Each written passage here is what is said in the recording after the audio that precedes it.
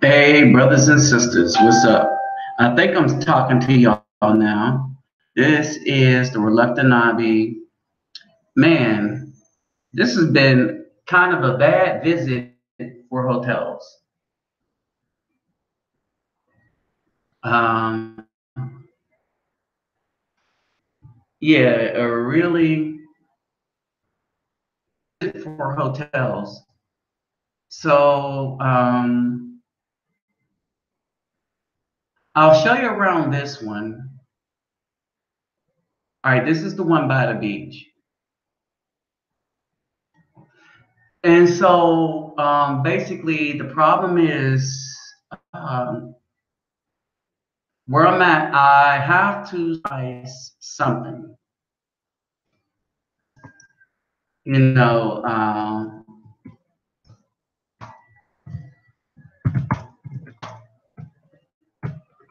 I have to sacrifice either my internet service or something. And, you know,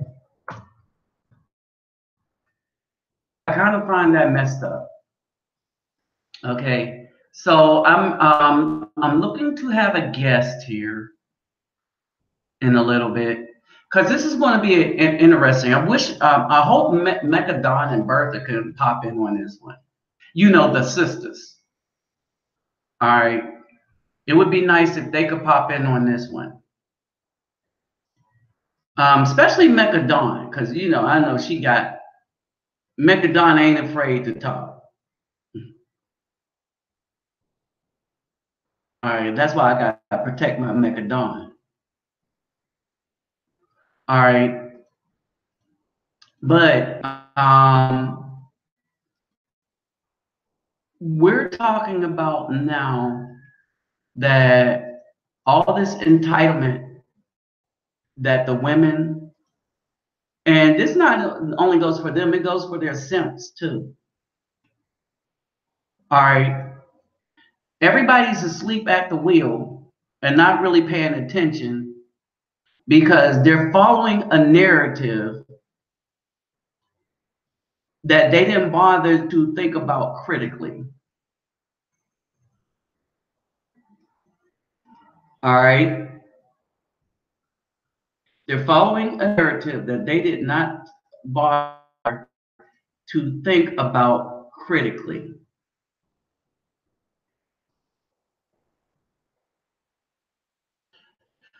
Now,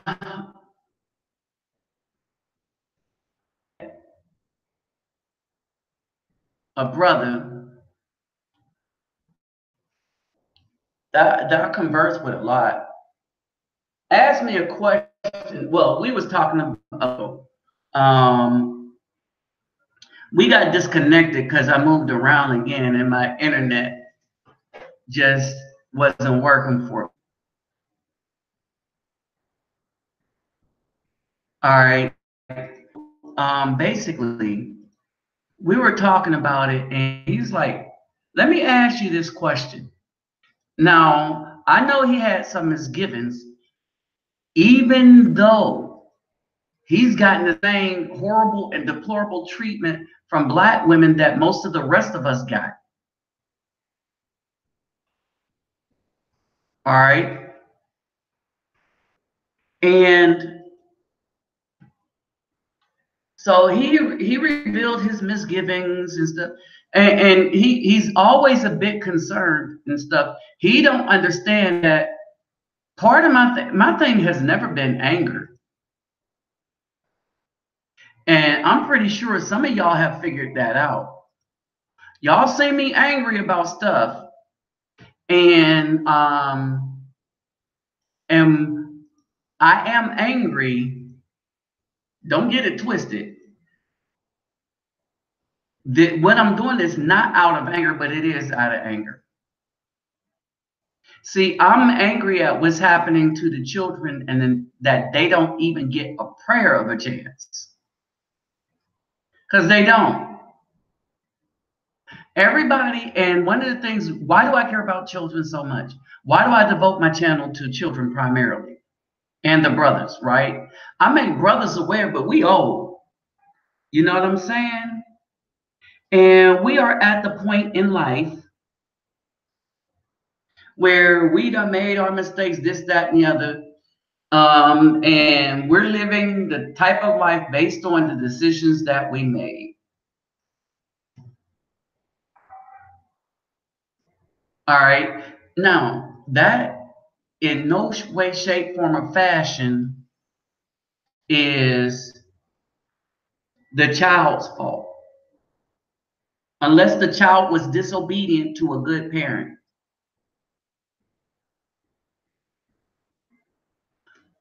But barring that, it is not the child's fault.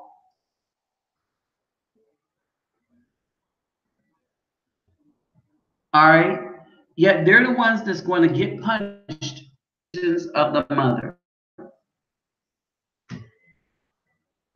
Now, back in the day, we used to think that the black woman was worth something, even if she had a child. Because, we acknowledge that, you made that error in judgment, got that one guy. All right. But in the modern day, the black woman don't want to deal with a good man after she made that one mistake. No, she want to keep 304 in herself around, right? Because all that matters to her is a degree. Let's talk about this degree thing, that's the only thing that matters to her. The black woman will tell you she got a law degree, she got this, that, and a degree, and she did it with children, expecting us to clap for her. This is no longer happening. There's a reason it's not happening any longer. And the primary reason for this not happening any longer is this: that we as a people are starting to see the folly of this. That the principle of the person is based on a degree. All right. Why did they want us to start thinking like that? Because who issues out the degrees? The people that are issuing out these degrees are the people that care the least about the Afro family. Hey, what's up, Dwight? All right, what's up, Captain Marvel? What's up, Smiley Man? All right, I want y'all to understand this.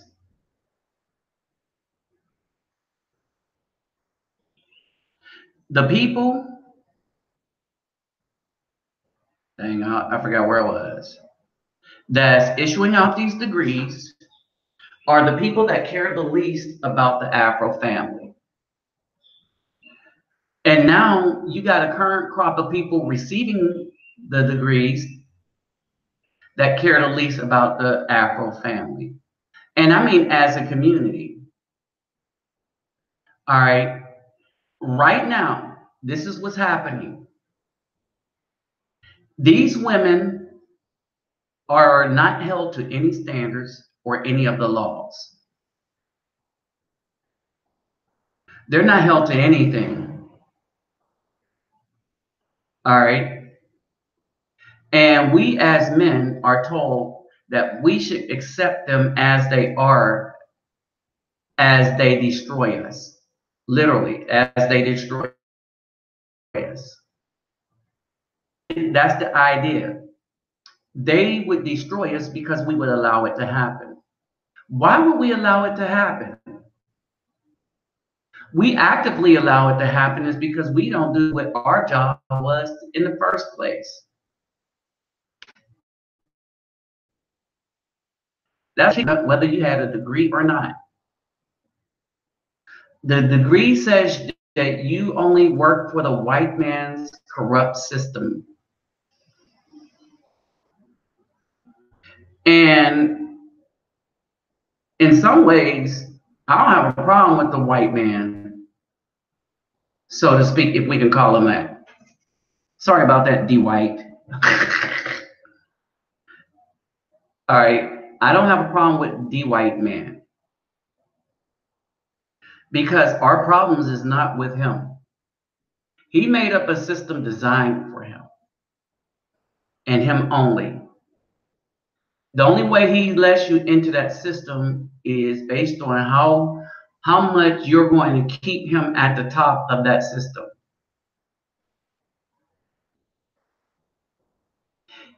If he thinks you're a threat to the system, well, look at Malcolm X and Martin Luther King. Oh yeah, you don't get it twisted. Martin Luther King woke up, and when he woke up, they killed him. The Democrats, the Caucasian system.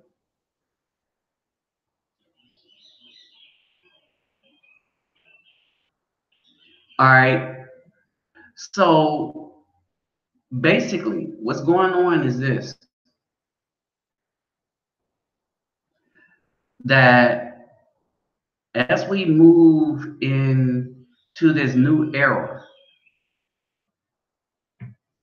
I was talking to the brother and mentioning how we don't understand as men, as the black community, they don't have it good. But if you're going to be a man, we got it good under Trump and Pence. Still wouldn't vote for any of them.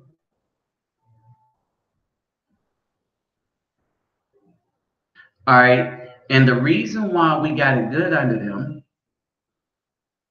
is that every one of Trump's enemies happen to be our enemies.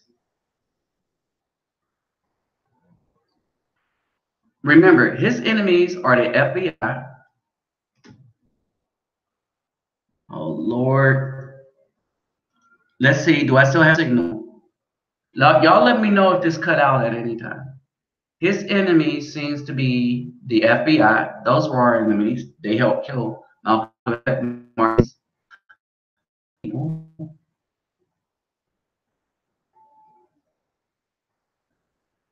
All right. The media. The media did everything to lie on Afro men. They decided not to report facts. Handle us differently. You know, you can have a white guy that wipe out a whole group of people, still armed, shoot a police officer, and the police have enough strength to arrest that guy. Afro man, black guy, holding a wallet.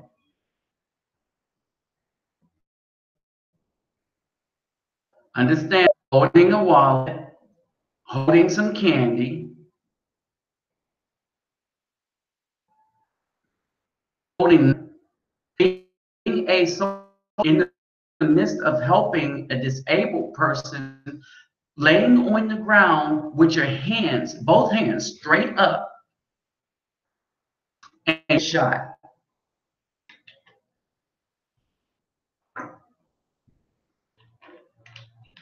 Hold on, wait a minute. Now I want y'all to look at what happens after said guys get shot. All the thugs that got shot had black women marching for them in the streets after they were dead. The social worker that got shot by the Caucasian police officer as he was trying to help a disabled autistic person that was sitting in the middle playing with a fire truck who was laying flat on his back with his hands up. Do you know you haven't heard a peep from any black woman, black organization, or this, that, or the other for that man? Now, granted, he didn't die, but he still got shot. I think I was one of a few people, and I say few people, that did a video on it. All right, that didn't warrant the so-called black woman's attention. Guess he wasn't thug enough. All right. So what's starting to happen now?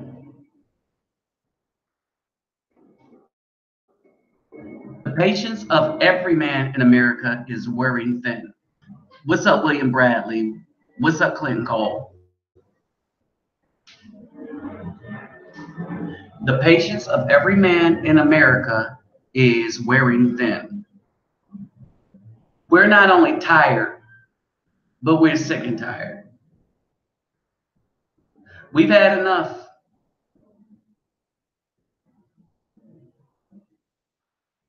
We've had enough.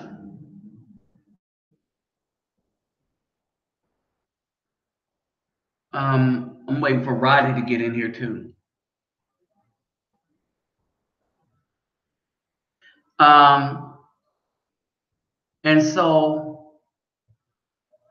and I'm holding on before I just break on into this because I started this kind of differently.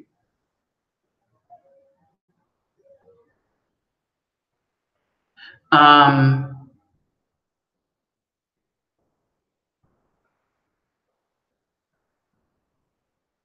some of this I've seen with my own eyes.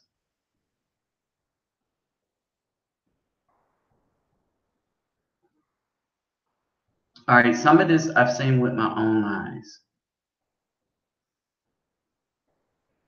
What we're about to talk about. But we're just not going to cover this. We're covering like a whole slew of things because what people don't understand is there is a symbiotic relationship in all of this.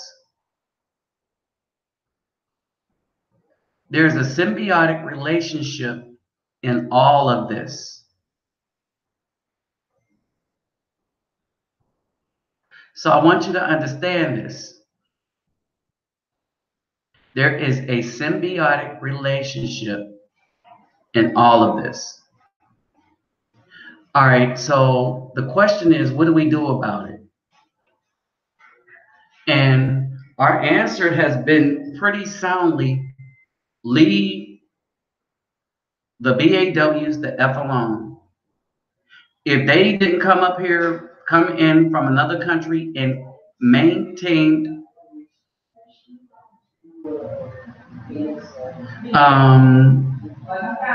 their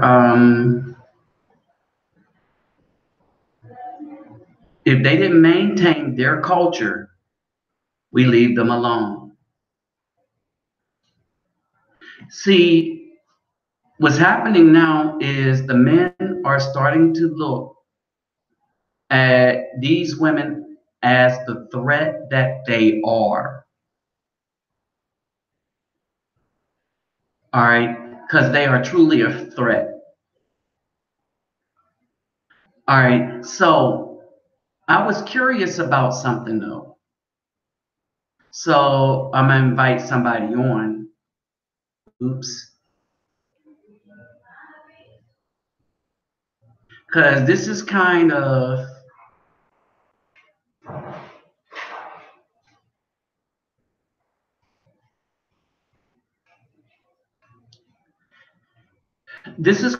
where this is.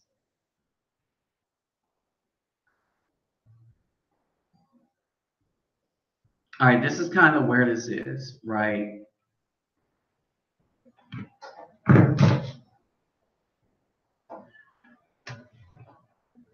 Let's see, what's a backwards rider? All right, this is kind of where we are right now. We don't really know what's going to happen. Nobody knows the future. We need to start making plans to understand who the real brothers are. We have real sisters. We need to figure out who they are because we truly do have real sisters. All right. It's hard to know who they are. We've been betrayed so much until to such a degree that it gets difficult navigating who is for us and who's not. Now, the simps You could tell this by the weakness that they have. But with women, it's a different story. All right. And it's a different story because of this.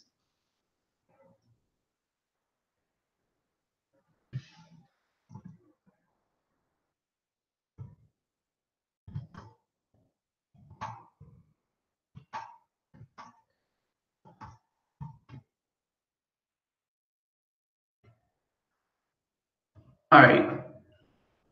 Is this, right? Our culture is really effed up in these here United States.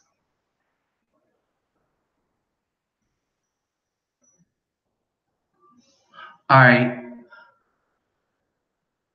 So thoroughly has the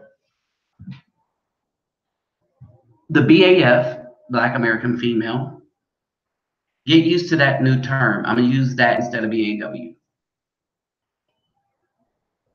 Two things. Don't know if we could really call them women anymore. All right. We can call them females from now while they identify as female. Okay. Let me pause real quick because to send a message to Raleigh Benoit. Hey, my man.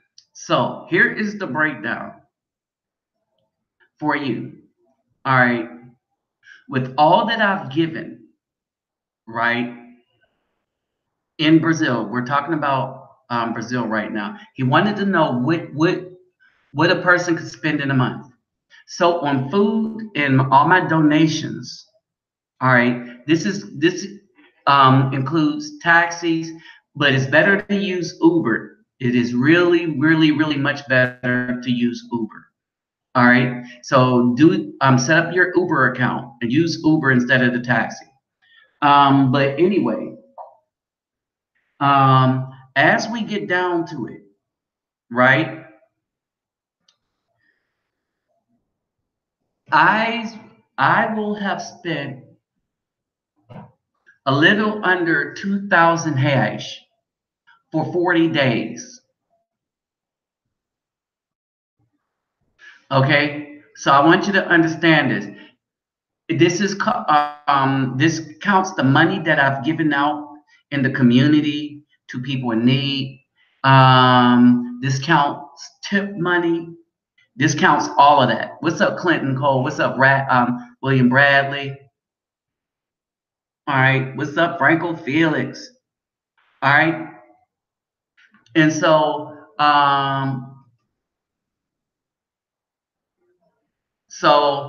this is basically what I've spent, and this goes out to all of y'all. All right. So for hey, what's up, Mel Progressive TV? So when I came down here, so though for about 40 days, I will have spent under 2,000 hash. So it's like 4 to 1. It's close to 4 to 1, right? Like 370, 380. So you do the math and figure out how many dollars you need to get that much. Now, you cannot tip as much as I do. But wait a minute, wait a minute, wait a minute, wait a minute. Yeah, that's what I spent now. All right, but can't count what I spent now over the course of how long I've been, the last couple times I've been down here. I've had that same 2,000 hash in my pocket. It's just that I've been doing a lot more. I've been paying for other brothers' meals. The brother has been doing the same for me. So that's basically it. So a brother came down here. Um, The brother came down here. I met him at the airport, told him the ins and outs, told him where to get his money exchanged. My method is the best. I can't really tell you how I do that here on YouTube or Facebook. But we get in on the phone. If we talk on the phone, yep, I'll hook you up. I'll tell y'all how to do it. All right. So it's frowned upon. All right, it's safe, but it's frowned upon. It's because that means the bank inside the airport can't rob you. All right. And if you know me, I'm all about preventing brothers from being robbed by either other brothers or whatever system. I don't care what system it is. All right. I look out for brothers that come here. I look out for brothers, period. I don't look out for simps. And quiet as it's kept, some thugs act more like brothers. They just think they need to do what they need to do. And I may not agree with it, but they doing what they do. All right. They won't rob you or anything. They have a sense of integrity. See, that's what a brother is. They got a sense of integrity. All right. When you spit the truth to them, they see it as the truth. They don't come back, yeah, man, but that's my black queen. That's my black queen. All right. They don't do that kind of crap. All right. And so it is what it is. All right. We have brothers and then we don't. And our brothers will not attack the truth. Now, the one brother I was talking to, hopefully he's on here. We was talking to about kind of what I'm talking about now, right? And so what happened is he asked me some questions and I said, okay, I'm gonna give you the complete answer. All right, I'm gonna give you a complete answer. So as we did this, now he'll interrupt with more questions that were valid. All right. And so we had a conversation till I lost connection.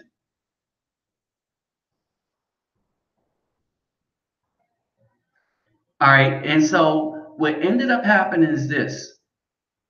He asked me, why am I so hard on a black woman? Right? Now, this is a guy that watches my channel.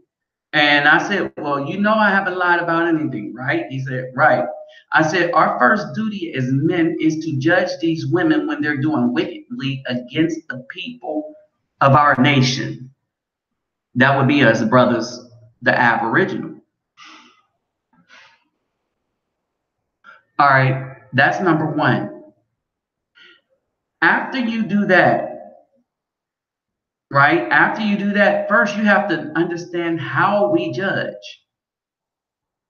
Because we're supposed to judge. Remember all them scriptures I put out about Son of Man, meaning the people that came from man, that was born of man, not a Nephilim.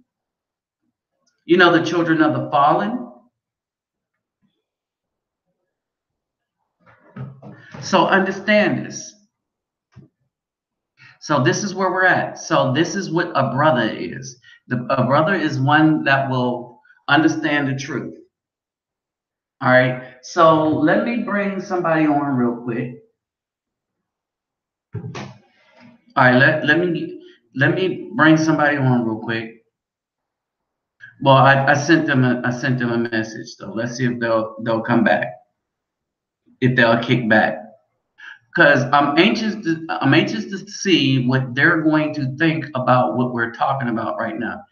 It is a sister from, I believe, the DR, but I could be wrong. I could be wrong, but I think she's from the DR. So I'm waiting to see. I'm waiting to see if she's going to pop in. So to see if she's going to pop in or not, how she's going to do it. Um, so while I wait on her before I really get started, because I don't want her to come into the middle of this.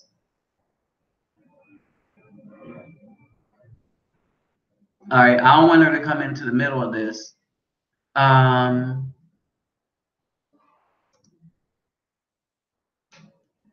Hold on.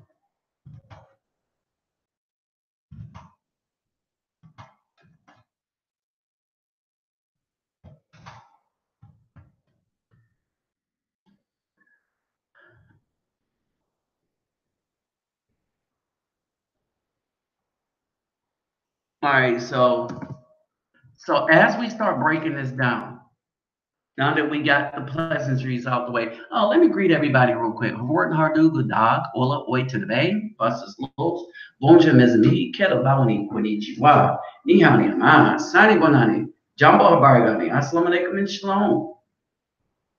All right,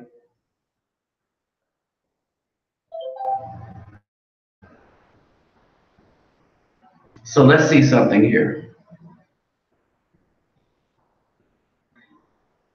Some of the times this thing has been giving me a time. All right,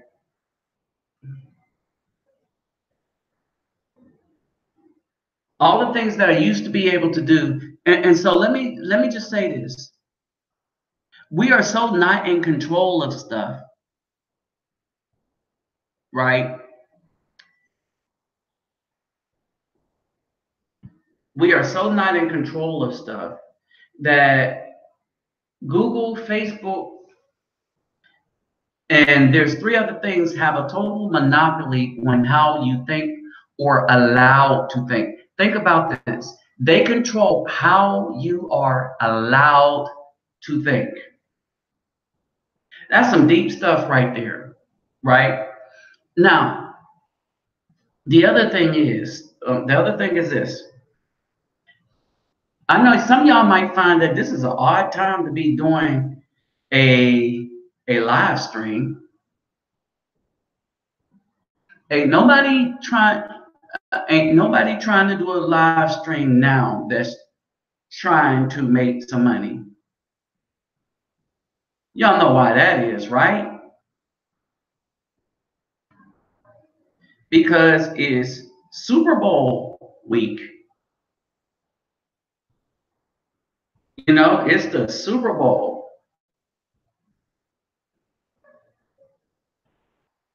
All right. And so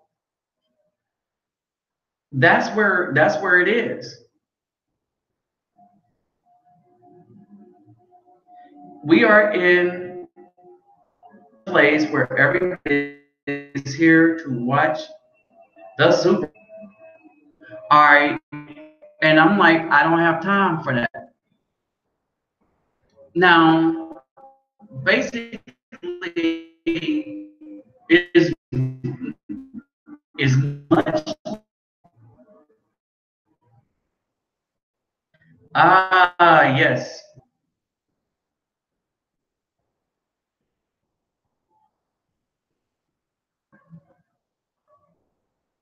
All right. All right.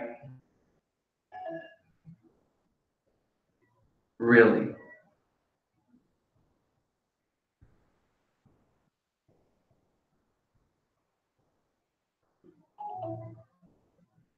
Wow. Really.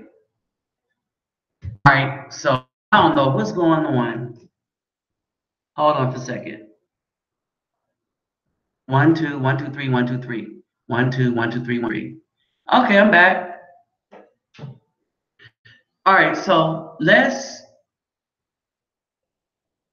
for y'all to decide. She has a channel, and we've been talking back and forth because honestly, right now, I think she wanted some sort of understanding about some things, and I told her she could join me. All right, and I was just seeing if she was going to join me. So what's up, Lion of Judah? All right, and so we'll wait and see. All right, because it's curious from her culture um, to hear her take and stance on this.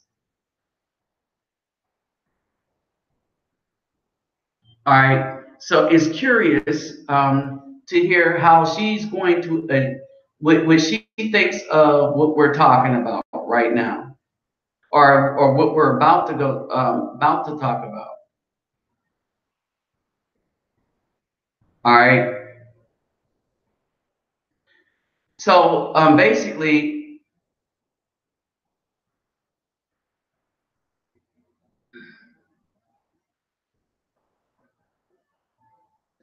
that what we're trying to see what this is, right?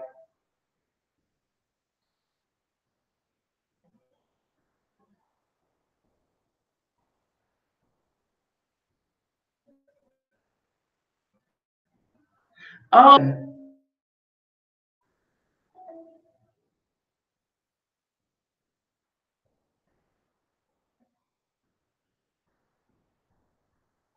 okay. Here we go.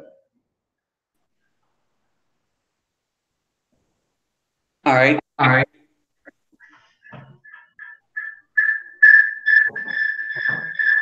I did this because I wanted to step away real quick.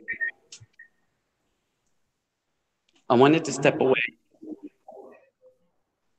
and come on down the way.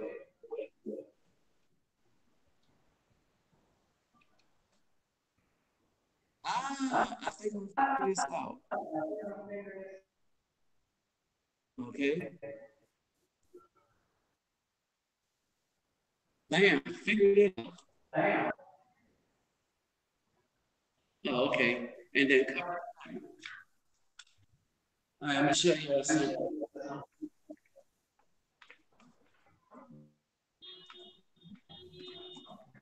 So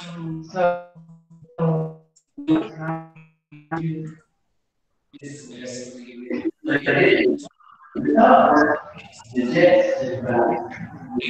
they got a sign. I don't need that.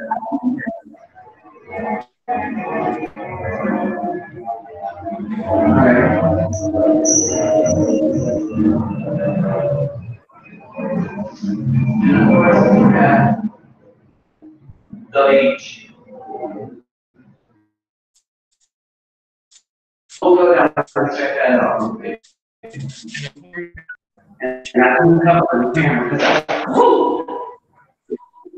I watched that first step.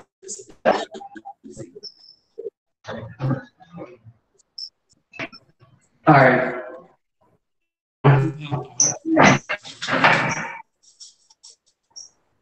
All right.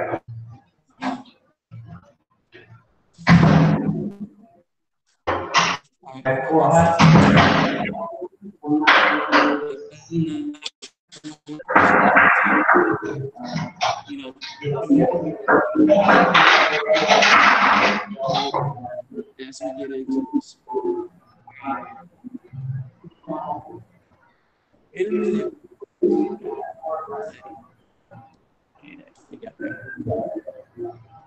We'll get down to reading.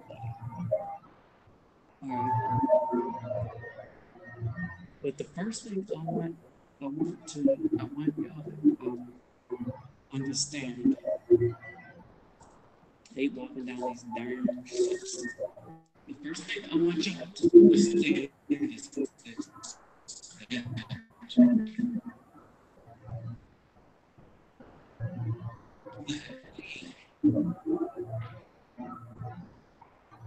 have an issue. When we come to we get we're supposed to be it, and what we allow people to do. All right. Right. Well, right. So we allow ourselves to be decimated.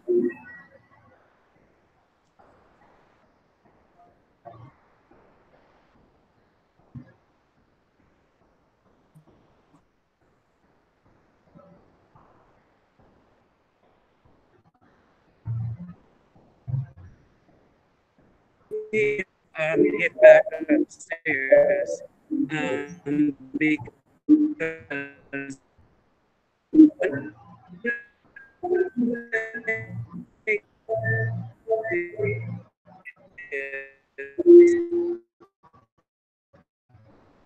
I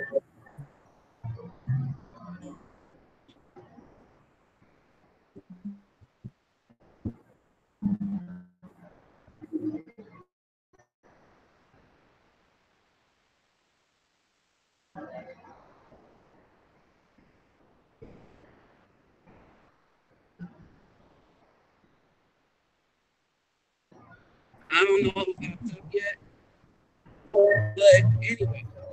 So as we discussed, all right, I want y'all to understand the little jaguar thing, right? They got little jaguar, and people go out and you see them people standing on the space elevator, right? Kind of interesting. All right, so as we get back, so as I go back up here, all right, let's talk about what's really going on. All right, so this is what's really going on. You see the study um, by Harvard Medical School, peer reviewed. Understand that that's really important. Peer reviewed means that this somebody came up with this study, right? And then peer review means that they had it checked for accuracy by a bunch of their peers. They reviewed it to both and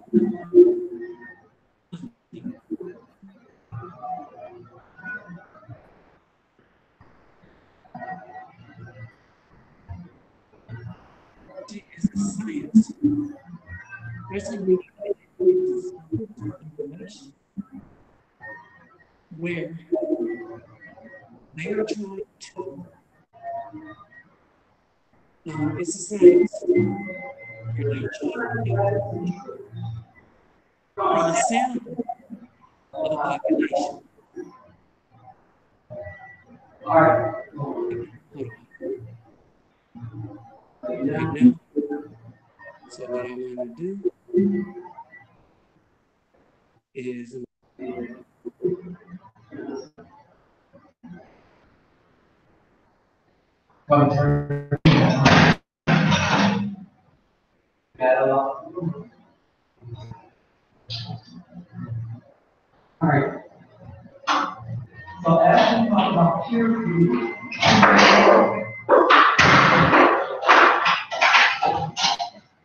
All right.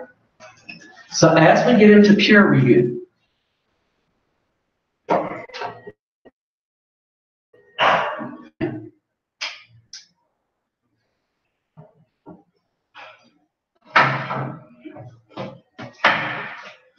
right, a couple of things I want y'all to understand.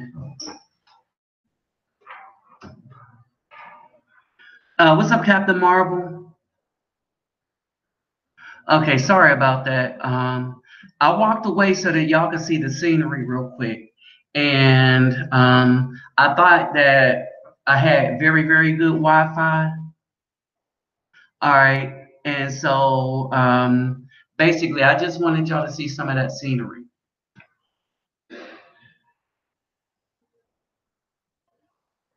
All right. So that call disconnected. All right. So here we go. Let's break this down.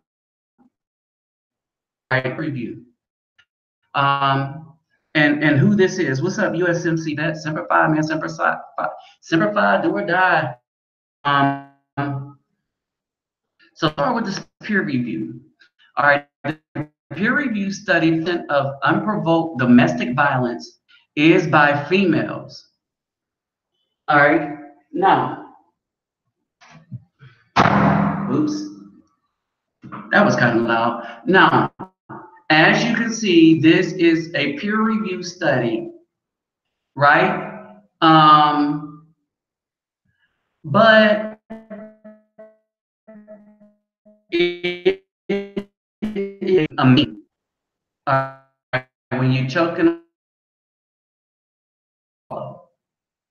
all right. So let's get into what the actual peer review says. All right.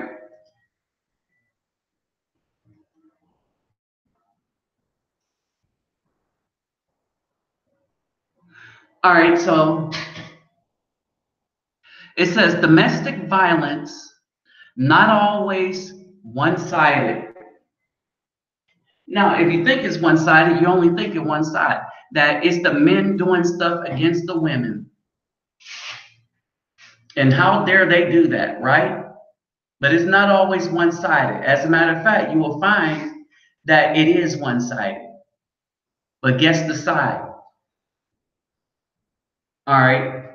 One sided don't necessarily mean that both teams is not playing. If you see a lopsided victory, one sided, oh, that whole tournament was just one sided. All right. It means that the other team never really had a chance because everything was against them. They put forth the effort. Maybe it wasn't good, or maybe they were just overwhelmed with whatever, right? Well, let's look at what one-sided means here. All right. Mention of domestic violence immediately brings to mind imitating male batterer. All right. But a 2007 article shows that the problem, also called intimate partner violence, is often more complicated and may involve both women and men as perpetrators. All right. Nearly 11,000 men and women, a representative sample of America's population, ages 18 to 28, participated in the national service where they were asked the following question: how often in the past have you threatened your partner with violence, pushed him or her, or thrown something at him or her that could hurt? And how often has your partner done that to you? How often in the past have you hit, slapped, or kicked your partner? And how often has your partner done that to you? If there has been any violence in your relationship, how often has either party suffered from an injury such as a sprain, bruise, or cut? Okay? Almost 25% of the people surveyed, 28% of the women and 19% of the men said there was some violence in their relationship. Women admitted perpetrating more violence, 25% versus 11%, as well as being victimized more by violence, 19 versus 16%, than men did. According to both men and women, 50% of this violence was reciprocal, that is, involved both parties. In those cases, women were more likely to have been the first to strike.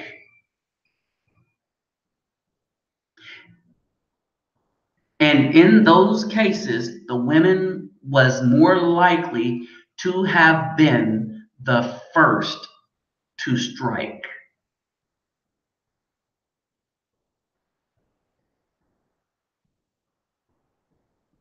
Violence was more frequent when both partners were involved, and so was injury to either partner. In these relationships, men were more likely than women to inflict injury, versus 29% versus 19%. Here's the big fig Newton. You see it outlined in red. When the violence was one-sided, both men and the women said women were the perpetrators about 70% of the time. Men were more likely to be injured in reciprocally violent relationships, 25%, than were the women when the violence was one-sided, 20%.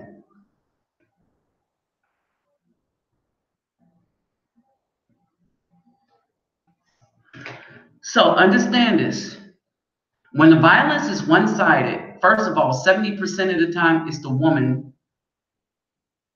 And even most of the time, when it's two sided, most of the time the women started the fight.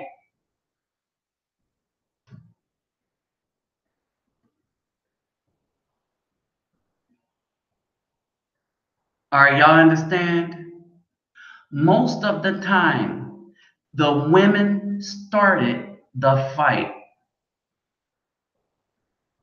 What's up, Mental OG?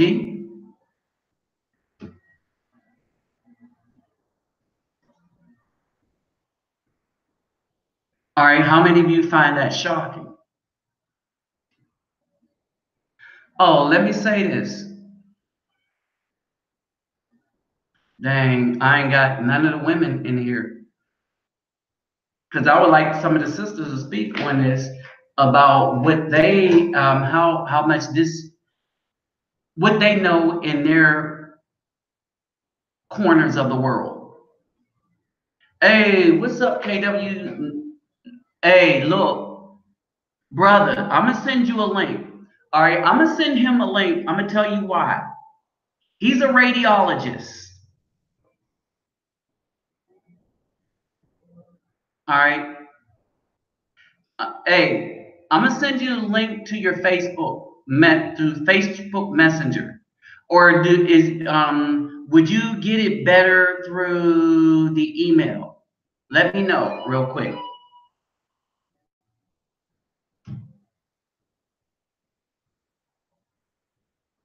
All right, but I want y'all to peep this.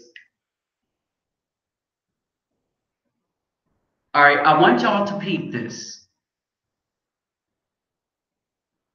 When you look at this, most of the times the violence is perpetrated by the women.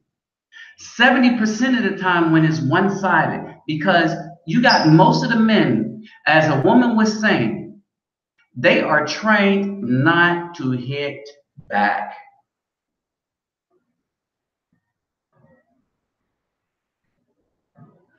I want y'all to understand that. They are trained not to hit back.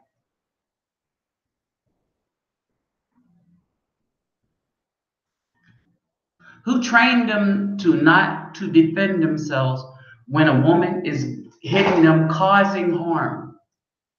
Well, their mothers.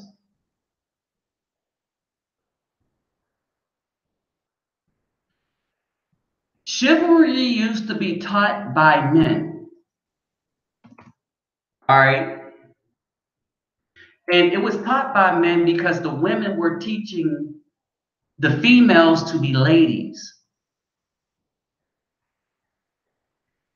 Then the feminist society took over where they wanted the men to be chivalrous, but the women wanted to act harshly against the men. This has never been about no equal rights. Don't let no feminist ever tell you this that it is. It's not about equal rights. It's about privilege over somebody else's rights. Well, and it's the same thing that's going on everywhere. You have a bunch of people that are in power that is subverting the ideals, the very ideas.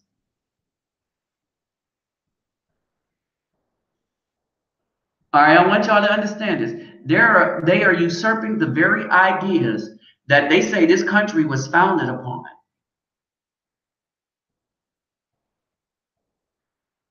All right, let's not forget this.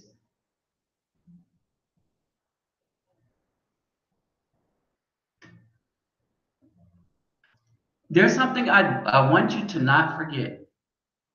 Hold on for a second. And that is this,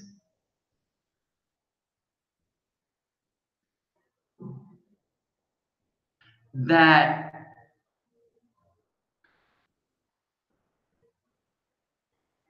we as people have been taught to accept everything that a woman does to us, and then we supposed to just let it go.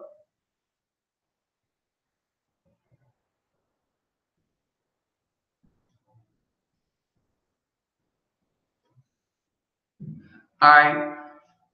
I want y'all to listen to something real quick.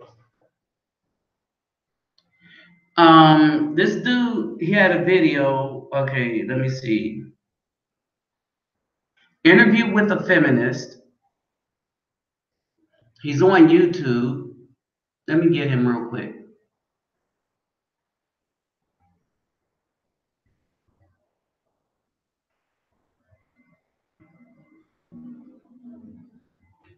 And great.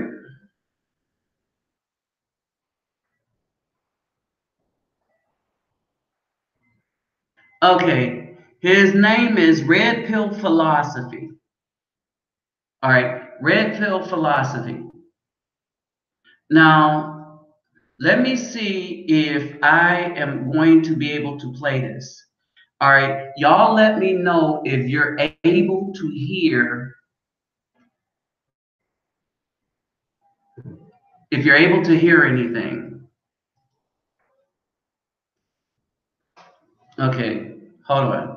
People don't think about how gender roles and how gender inequality and all of the ideas of the patriarchy also affect men.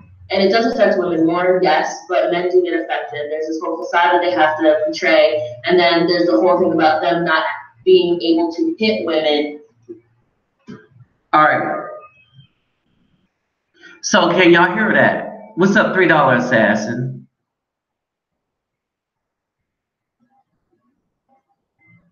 Yeah, white and hey, look. Um, hey, Chilbella Moore. Hey, click on the other link because I want you to. I want you to discuss and y'all let me know if you can hear this lady right here. Okay, but we have somebody in here coming from another culture. All right, so if you can hear me, I mean, first, what's up? Hey, welcome.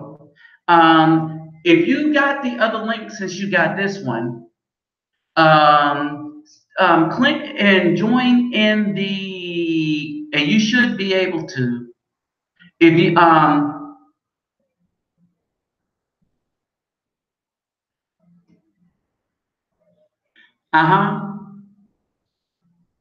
Let me see. Hold on, wait. Yeah, I'm gonna post it here.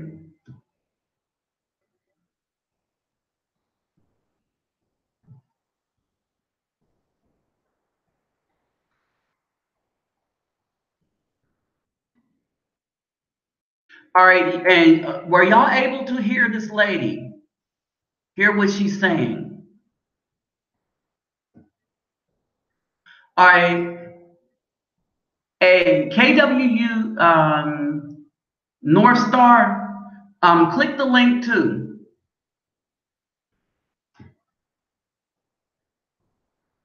Let me hit you up here.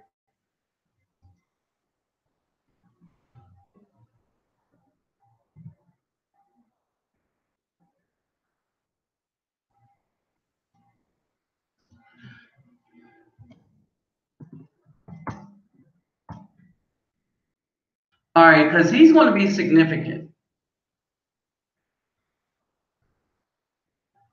Okay, he's going to be significant. KW North Star, because he's a radiologist.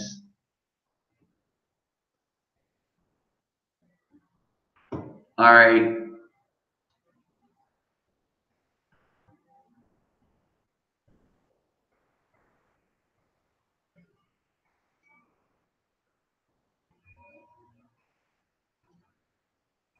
hold on.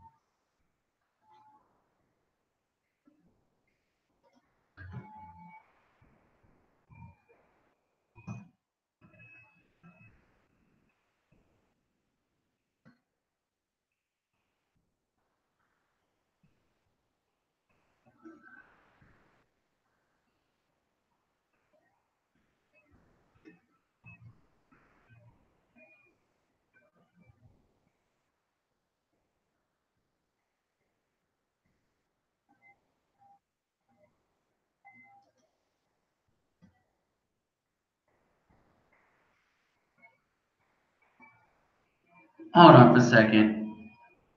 See if I can find you.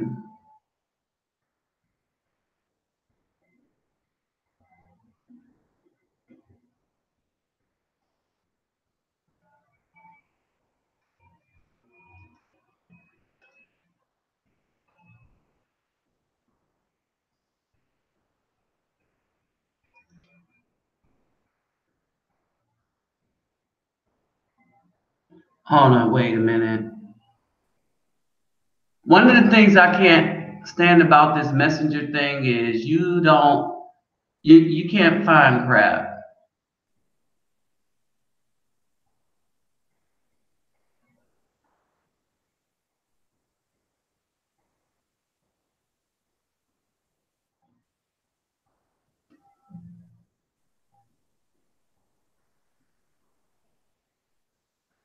All right, so I don't know what's going on, but hey, KW North Star, I sent it to your email. I sent the link to your email. All right,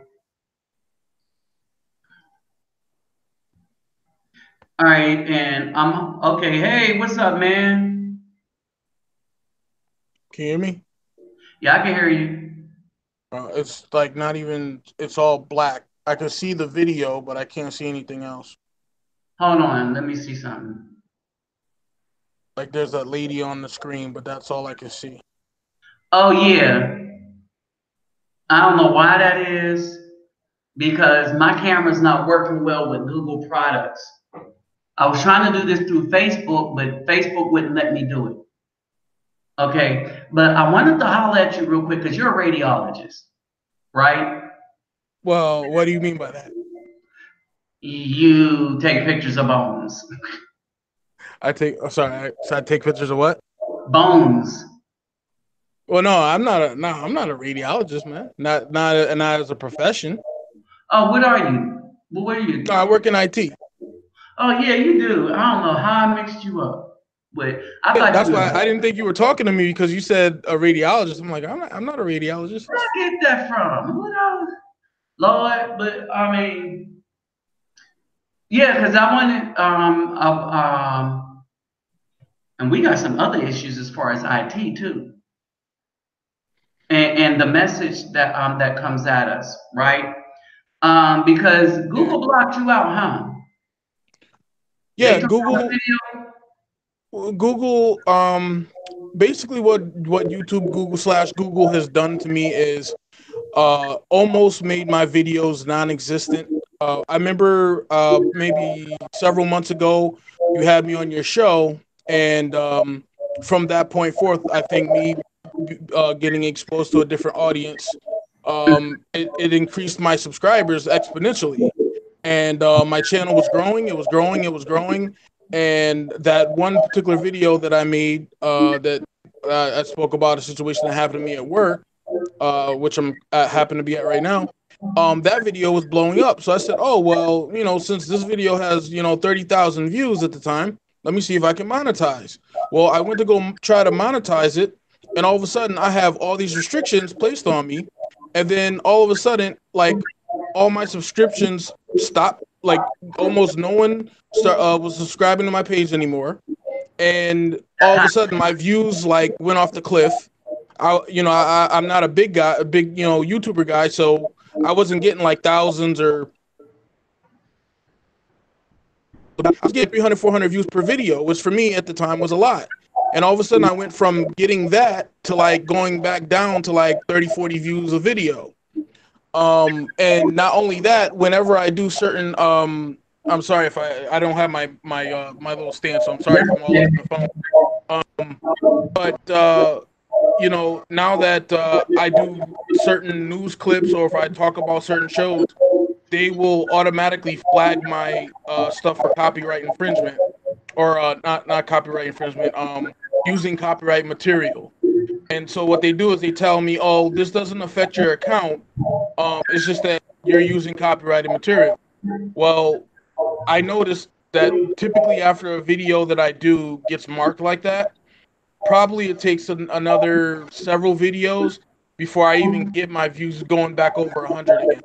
So it's Right. definitely been you know, some type of supplanting of my page, and it's like herky jerky. You know, there's times where it starts taking off, and then like soon as it takes off, I'll get something on well, it's not a strike, but they'll put something on my account, and Right. it seems They'll to clear the account. right, and then it's almost like they put these hidden restrictions on my account after the fact, even though they tell me nothing. There's no strikes on your account. Your account's in good standing. Not to worry. Right. And I remember which I kept screenshots of everything. Remember, y'all remember the code that they put on my thing, right? So let's get back to this lady here, right? Um, so as we get back to the lady, hold on. I want y'all to listen to her, see if y'all can hear her. People don't think about how gender roles and how gender inequality and all of the ideas of the patriarchy also affect men. And it does affect women more, yes, but men do get affected. There's this whole facade that they have to portray, and then there's the whole thing about them not being able to hit women. Can you hear that? In this case, you know, in many cases, women, because we know that, we tend to egg them on. Not saying that that makes it okay for the men to hit back or to hit base. All right, I want y'all to pick out what she said. All right, she said, "Hey, Bella Moore, do you have Google Chrome? Hey, okay, you're logged in to me with Google, huh? KW North Star. Yeah, you can just say my name is Q. So it's like the KW is like it's just one word Q. Okay. All right. Hey, so you logged in under Google Chrome? No, I'm actually on my phone. So I have like the app. It's like a Google Hangouts app. So when I click the link, I just had to agree to some terms and accept them. And then once I did that, it connected me to the call. Okay. What's up, solo traveler? Chiabala, do you have oh, you're on the iPad. You need to download Google Hangouts. Download Hangouts.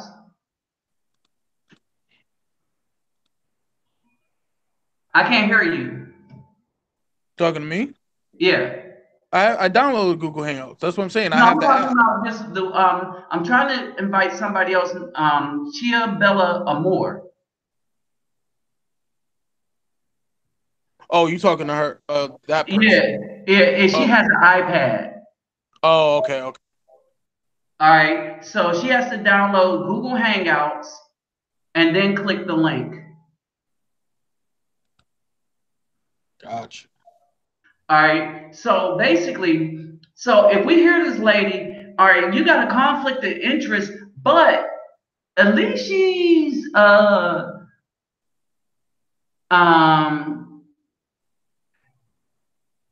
yeah, get at least she's a little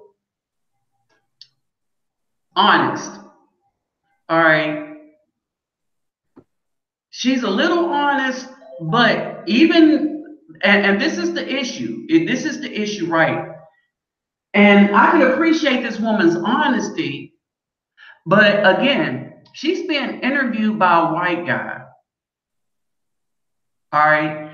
And because they're not as affected as they're not as affected by what black women have done to the community, they don't tend to ask the follow-up questions. All right, and some of the like to get to some reasoning, to get to some thought, because one, she identified as a feminist.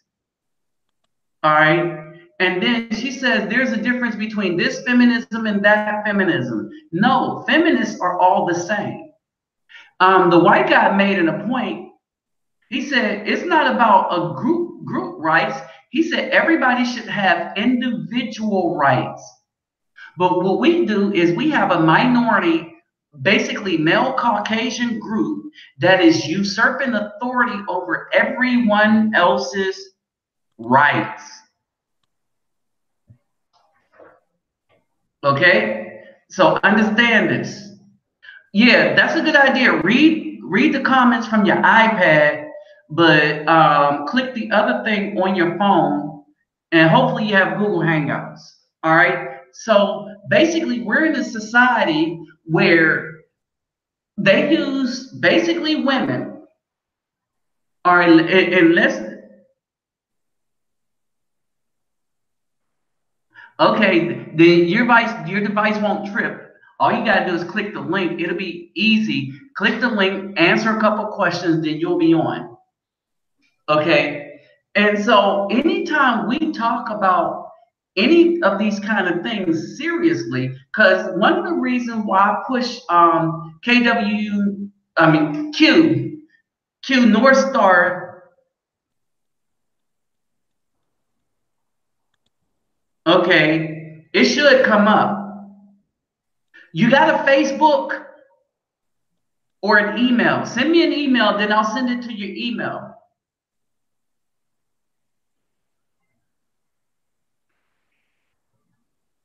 And that's Chiabella or more. And then you can tell me how to say your name. So when I push Q North Star, right, the dude is talking some stuff.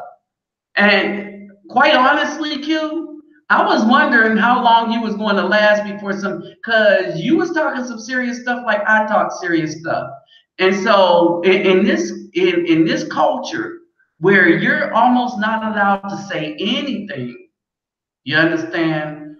Um, unless you're a white dude, like Red Pill, what's his name? He could get away with stuff that we couldn't. And we're talking about and specifically about our community. But part of that reasoning is that there are females that are in these places that are the gatekeeper to whether a man is allowed to make money or not. And the Caucasians did not do that in error to put them in that place. They're put there specifically to ruin the community by keeping the man from being able to eke out a living. The only other way to do it is to sell out to the Caucasians. That's what happened to hip hop. Now we got hip slop. And so I was kind of wondering because you being an IT person had to figure out that Google has everything to do with the slowdown of your channel, huh? Just because, well, first I knew the topics that I talk about are very controversial, and what was happening was the reason why I even started doing this on my channel was I would have a lot of conversations with white guys, as you call them, Caucasian men, at my job, at my full-time job, and I would talk to them about some of the things that are going on. Now, when we were outside the building, we go for a lap or something like that around the building. You know, I could tell they were more apt to open up and really kind of say how they really felt about a particular situation. And so I would bring up certain things that would go on in the black community, not in the sense of like putting the business out there, but just kind of some of the crap that black men have to go through. And some of them would be in shock. Some of them would kind of laugh. Some of them would kind of know what I was talking about and would kind of agree with my stance on how things have just really gotten out of control. And this is one thing I always cautioned with when I would even talk to like per se a pro-black, and I would always say, don't necessarily think that every single white person knows what's going on or knows that a certain segment of their group are perpetrating this, because a lot of them don't know, and so they get upset at blacks because they think that solely the blacks are doing this on their own, not knowing that some of the black women are almost like tag team champions with a lot of these government white Caucasian men who put them in position, as you say, to control who makes a living, who can say what, who can't say what. And when I tell them these things about what's going on and how these women try to rule over the men and use the system as kind of like a sword over the head, a lot of them are surprised. A lot of them are shocked. Um, that was something that shocked me, because I even kind of sort of came from the perspective of y'all must know what's going on, because y'all know that you're perpetrating this. And I was, to my shock, I was very surprised that a lot of them don't know, and they had preconceived notions that once I explained to them what was going on, they were kind of like, "Damn, that's deep. I never thought of it like that." Mm-hmm. But I knew that. But I knew that with me not coming out and being anti-white, with me not coming out and be pro-black woman, I knew that I was going to put myself in a position where I actually recently did a video, but I there's a favorite picture of mine that I like to use. It's basically a light bulb being taken to be hung, executed, and surrounded by a bunch of candles. And I just feel like online, that's how I feel. I feel like what I'm trying to bring to the table is so different that a lot of people are rejecting it out of straight fear. And I'm sure you probably have encountered that too. It's just, I think the most dangerous type of black man there could be is a black man that thinks. And that's why I recently did a video called that, because whenever a black man applies logic, it's, to me, from what I've seen, it impacts 10 times more greater than when anyone else does it. But because we've been ingrained in the society that white is right and black is whack, that if you don't reprogram your mind, you miss that impact that a logical black man can have. And you also cause people to almost, their programming, it almost makes them go haywire. So the only thing they can do is to call upon Pontius Pilate to do their dirty work, so that they can go feel comfortable in their ignorance. Now, we're talking about all right. I wanted to talk about this too. Ciabella Amore, she did a video on MGTOW, and she's coming from another culture, so she really didn't understand it. Okay, she really did not understand MGTOW, is because I don't, she's from one of them Hispanic islands. All right, I'm gonna put it like that, right? Yep. Hold on.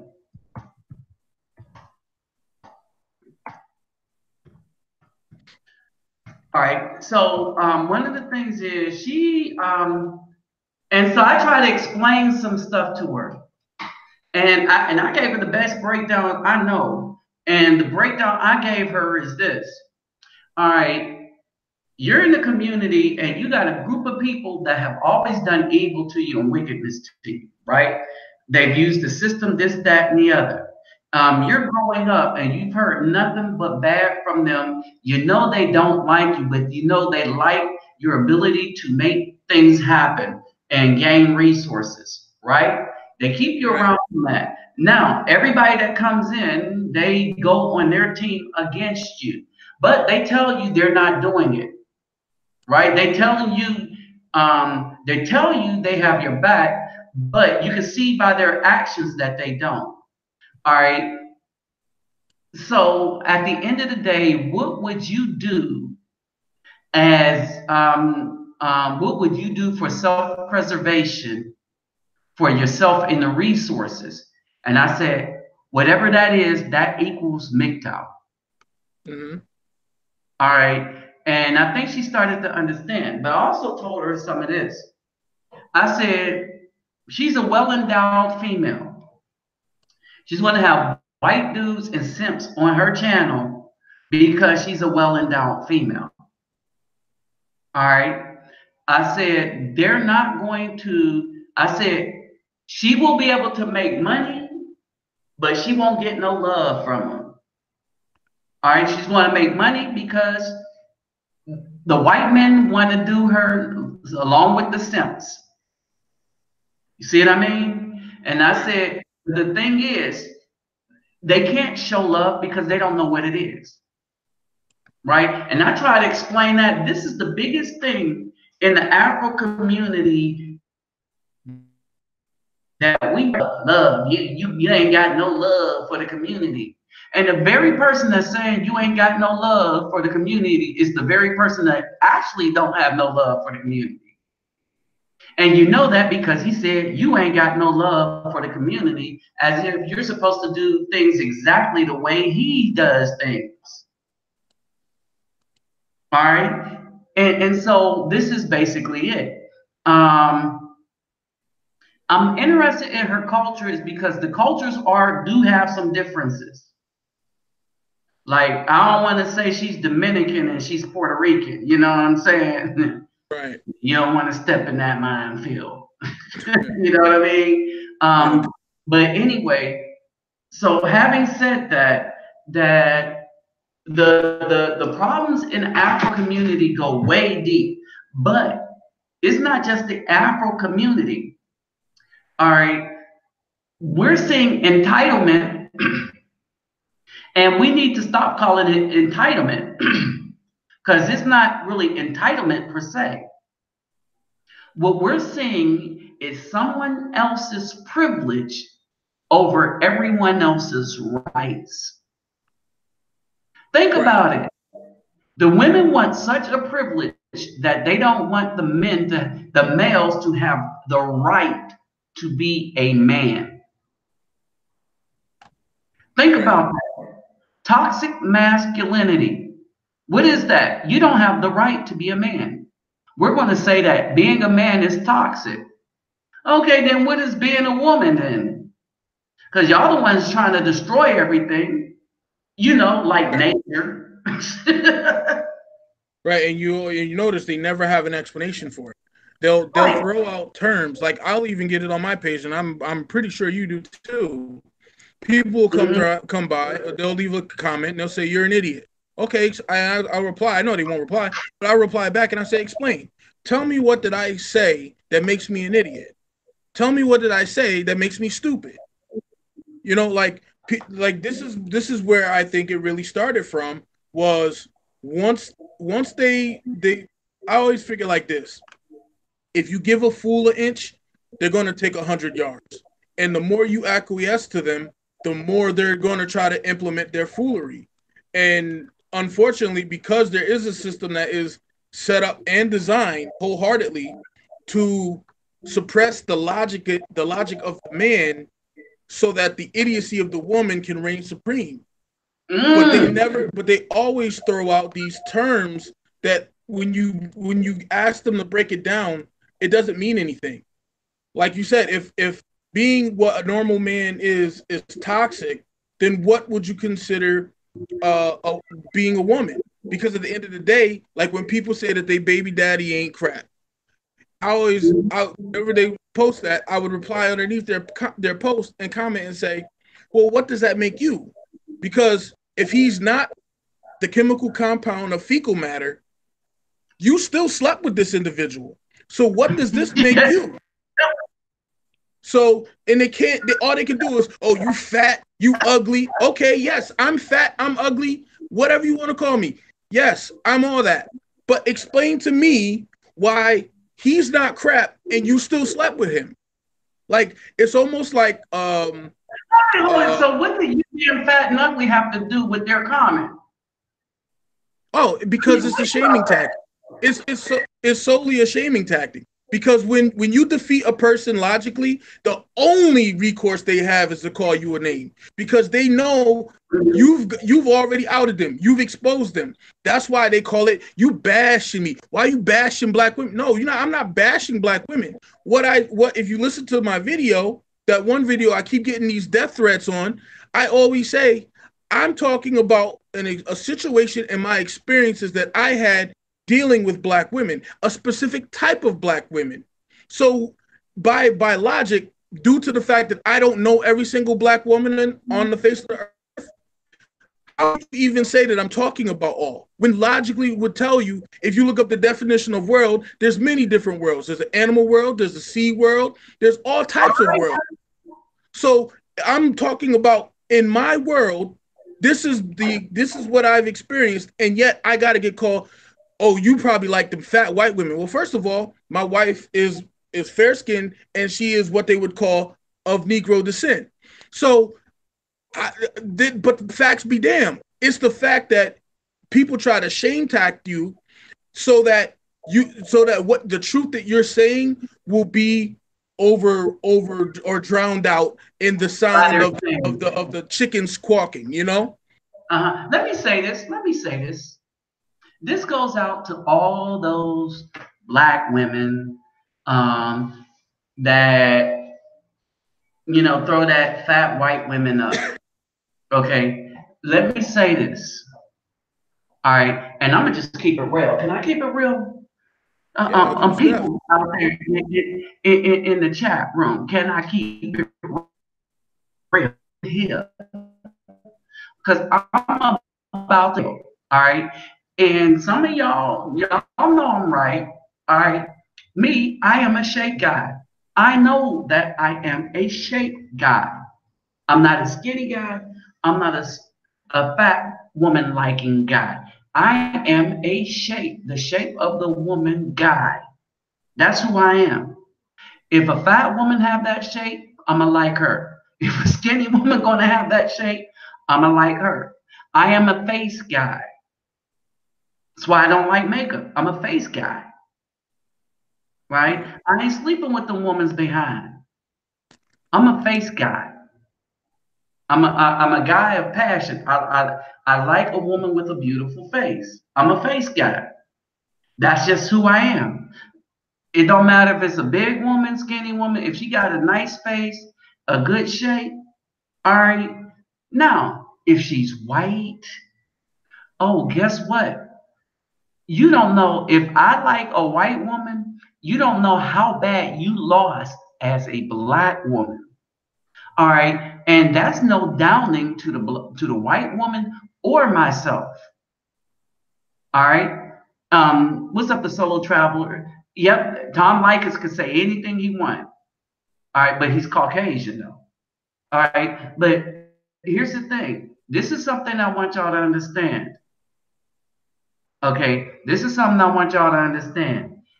When the black woman is talking about the Afro man liking a fat white woman over their skinny behind, I don't know how they don't go and look in the mirror and say, well, what's wrong with me that he would pick a white woman over me? Because that's not it against the man.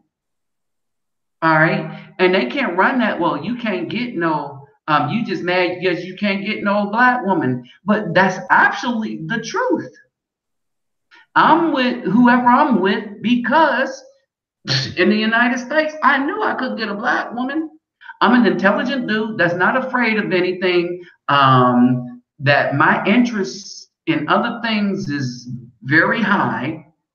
All right, meaning that if I need to learn another language and teach it to myself, I will do that. If I need to create something, I will do that. All right, I figured out a way that brothers could come here and make money if they could learn the language fluid enough to pass the driver's license test. All right. I figured out a lot of things on my own because I am resourceful. Okay, so because I am all of these things and plus don't curse and get high, I understood right off the bat because I've been told it all my life. I'm a square, lame, this, that, nerd, whatever, professor. All right, not thug enough. That my chances of getting an actual black woman in the United States was slim to none. Now they want to screw me because they think that I look kind of nice, but if I give them all of my money and arm and a leg to go with it. Here's the thing: they don't understand. I like big women. I like little women.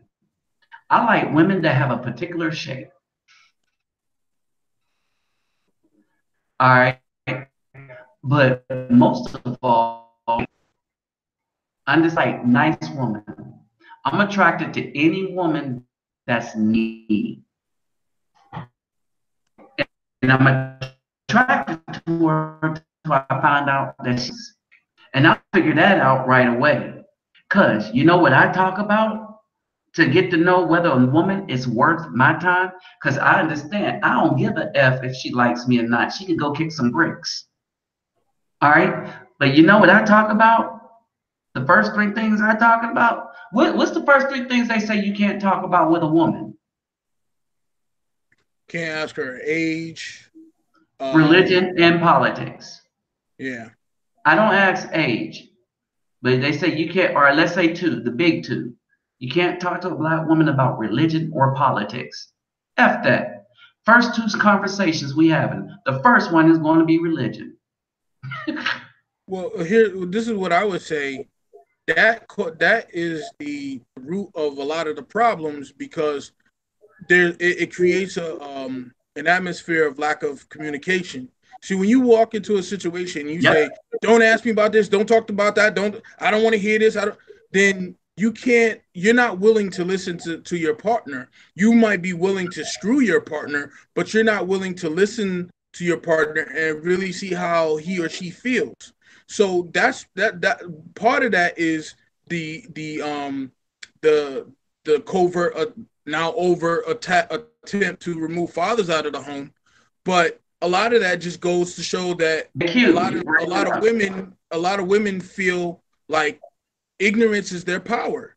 So the more you keep somebody in the dark, the more power you have over them.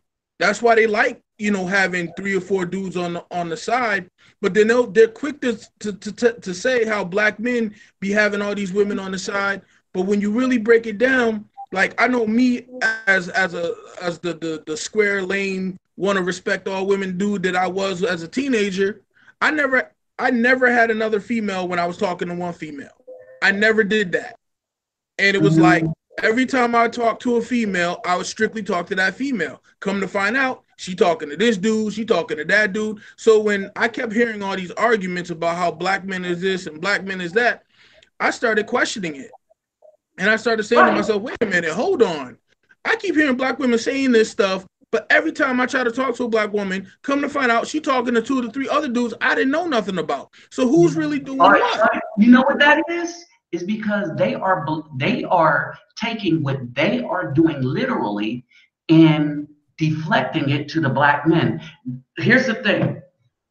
It's like they believe that the man is doing it because they're doing it. Right. It's guilty. They're guilty because they're doing it, and they believe that there is something wrong with what they're doing, and it is. It is not. There's nothing wrong with a man being polygamous, providing he can take care of everything. Scripturally, that's what we're supposed to be. That's why there's the rise of prostate cancer. We have 2 partners, right? At least that's what the research says. All right.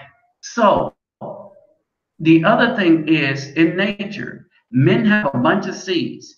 If we have 100 women, we put seeds in 100 women. There's the potential to have 100 babies.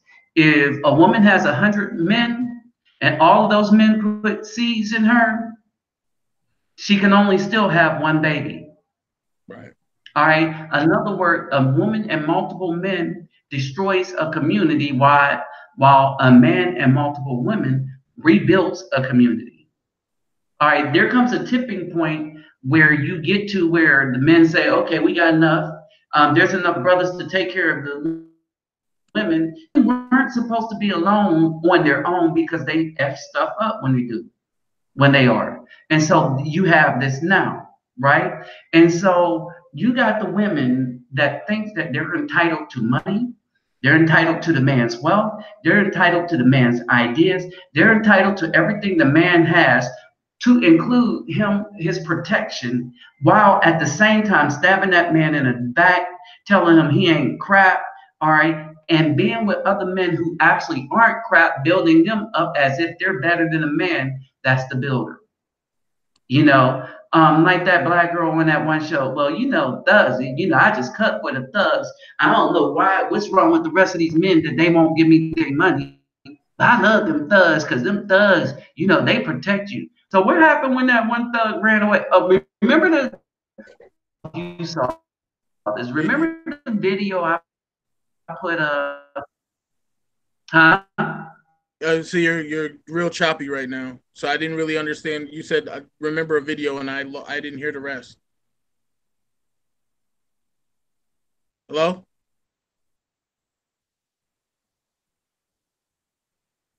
hello,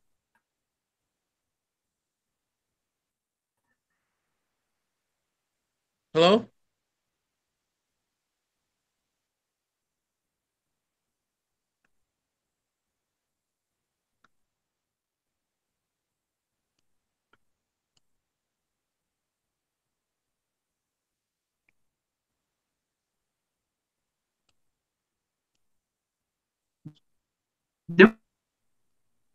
Hello, you back? I heard a little sound. That's about all, though. Hello,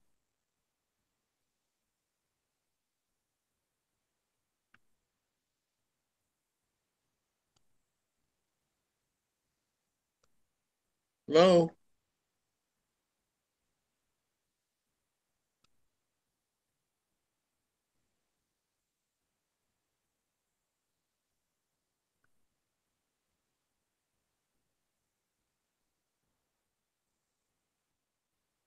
You there?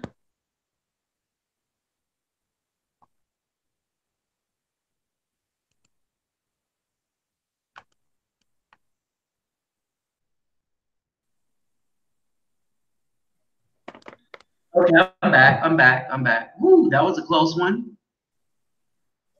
Can you hear me? Yep. Can you hear me? Yes, I can hear you. Okay. All right, that was close. All right, let me go back and put my thing back up. Some of the times these things just don't come back. Um, Go back to where I was and see how much of the people are still here. All right, so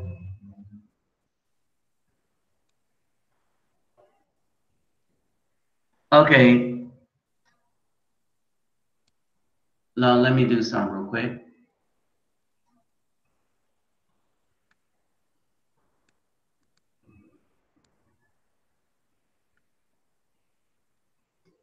All right, so I got y'all back. I got y'all back. All right. So basically, all right, so we have what we have, right?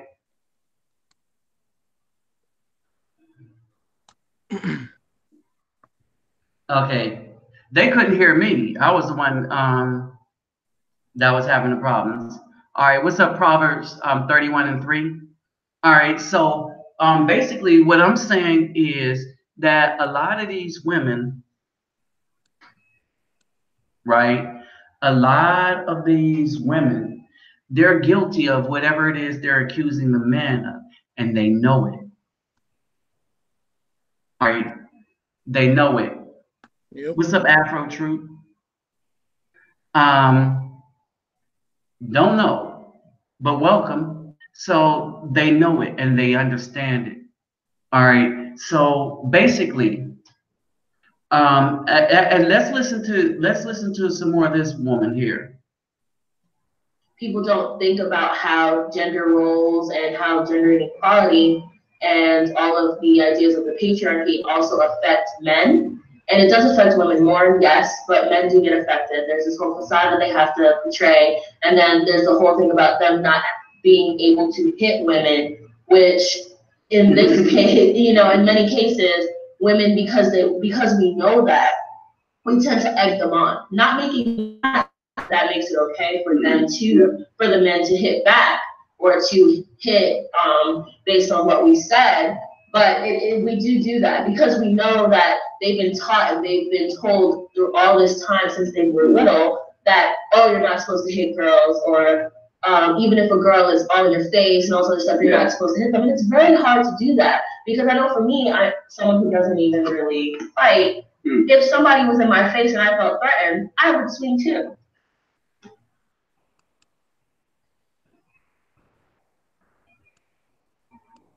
Now, so y'all heard her, right? What do you think about that North Star? Q? It's it's the best way that I can kind of explain it is they know that they first of all, they know right out the gate they have an advantage. Right. So the thing about it is that it to me it seems like it's a self-fulfilling prophecy. So again, you take the real men out of the home, you leave these boys to a bunch of out of line women who rate or who preach this, you don't hit females and you don't put your hands on a female, you don't do this to a female, but yet these females by and I'm not saying that this would necessarily check a lot of the behaviors, but I don't think that the behaviors would be out so outlandish if the men came in and checked them, Right. they got out of line. So what they did was it's a, if you're a person who's lawless, it's a nice little Ponzi scheme you got set up. You get pregnant, you take the man away, so now you have 100% autonomy on how you want to raise this boy up. If you have a boy, you have 100% autonomy of how you want to raise your daughter up, which in most instances, um, they don't want their daughters to be beyond where they were, so they don't put a high expectation on their daughters, or they don't teach them on how to conduct themselves as a lady, so that maybe a high class man would take her to wife and elevate her standard of living. I just want to say this quick sidebar story. A girl that I once dated, she was my first. I loved her. We fell in love playing basketball on the court. She told me a story one time that I almost like it almost broke my heart. She told me like when she was like 13 or 14, her mom would sell her to dudes so that she could get drugs. And that's how she ended up living with her aunt down in Virginia, because CPS came in and took her out of the custody of her mom because her mom was essentially whoring her out so that she could get drugs. So now, do you think if a man was in the house, whether this man was, fully enthralled or happy about being a father, do you think that if he knew that was his seed, that he would feel comfortable with another man screwing his baby girl just so that the mom could get a drug kick? No. So when you take the man out of the home, you take all the rationality, you take all the logic out of the home. Now all you have is something where it's just about how I feel and it's my emotions. So if I feel like you disrespected me, even though you could be telling me the truth, you could be saying, "Look, listen, Q, your breath is humming, man. It stink. You need some breath. You need some mints." I'm gonna sit up there instead of saying, checking myself like, maybe sniffing myself, like, ooh, instead of doing some self-reflection, I'm sitting up there like, wait a minute, hold up. You disrespecting me? No, you trying to help me out. You're like, yo, man, your breath is kind of humming. You may want to fix that. But when you grow up in a female state of mind, and this is what I had to do. I had to deprogram myself because I used to respond as a hothead. And I'd be ready to fight somebody, they say something disrespectful or something that I felt was disrespectful. Not necessarily disrespectful, but how I felt it was. So I had to check myself and say, look, that's not what men do. Men sit back, we analyze the evidence, and then we come to a conclusion. We don't just sit up there, someone say something, and then react without hearing the whole conclusion of the matter. But what she is saying right here is exactly what permeates throughout the Black community right now. Black women know that they have an advantage. And instead of saying, you know what, it's better for us to try to raise a community other than to have individual selfishness. Nah, screw the community. I'm going to go for self. So I'm going to do what I feel is best for me and what's best for my so-called bastard babies. And I'm going to make sure that I live high off the hog while making my children suffer, while making the man who got me impregnated suffer. It's all about me, how I feel or how they feel. And what she is presenting right here is just a snapshot a glimpse into the average black female mind in American inner cities right now, unfortunately. And they don't care. Right. That's the other thing too. They don't care. It doesn't matter to them that the man may want to be a father, part of a child's life, and that the man may have fell on hard times and can't afford what child support he used to pay, but he can afford a little less. She don't care about that. So now, because that man don't want to be under her thumb, now she's going to use the system to punish him and put him in and out of jail, which is only going to make his life even more difficult for him to get back on his feet. And the thing about it is, this is how you know that these a lot of these black women are just straight up evil. How you gonna get your money if he in jail? But you don't care. You just want him to suffer. Yeah, That's there it the is. selfishness. There it is. Let me say something real quick. All right.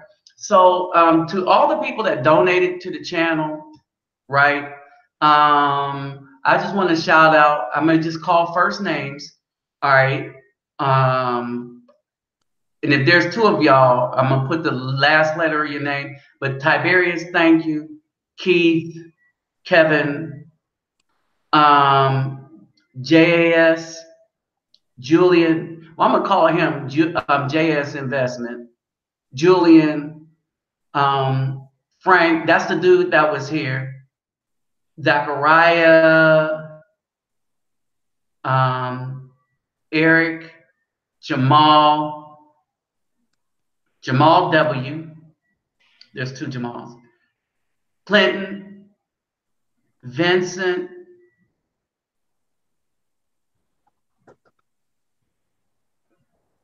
Maurice, Roland, Ricardo,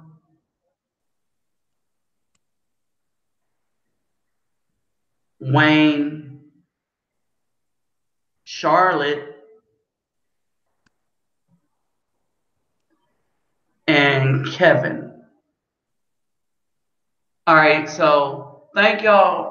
These are all the people that's donated to this channel since November. All right, thank y'all very, very much.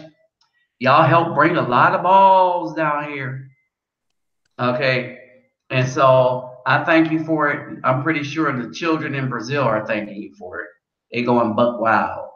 All right, so thank you. And remember, if y'all are new here, you want to donate to my channel, hey, I need it, welcome it. But for you newbies, my policy is this.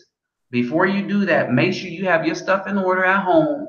Make sure you have yourself tight. Make sure you have your bills paid. You're not supposed to be sacrificing your life, your home, your children, your wife, whatever you have for what this channel is doing. All right. It's just that if we have less, we do less. If we have more, we do more. That's the way it is. Which brings me to this thought. I was thinking about this.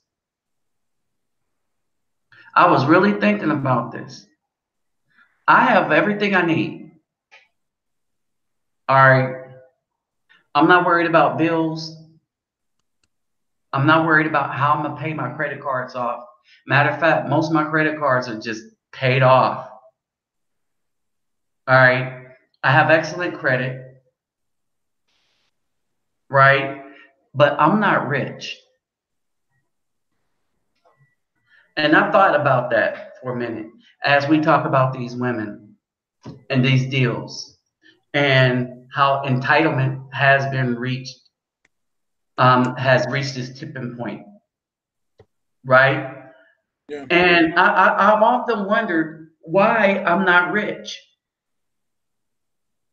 All right, and what I mean by not rich, I have no desire to get rich. When I told you this, when my friend, he asked me, did I ever have a wicked heart thought in my mind? And I said no. And I told him he knows that the answer is no.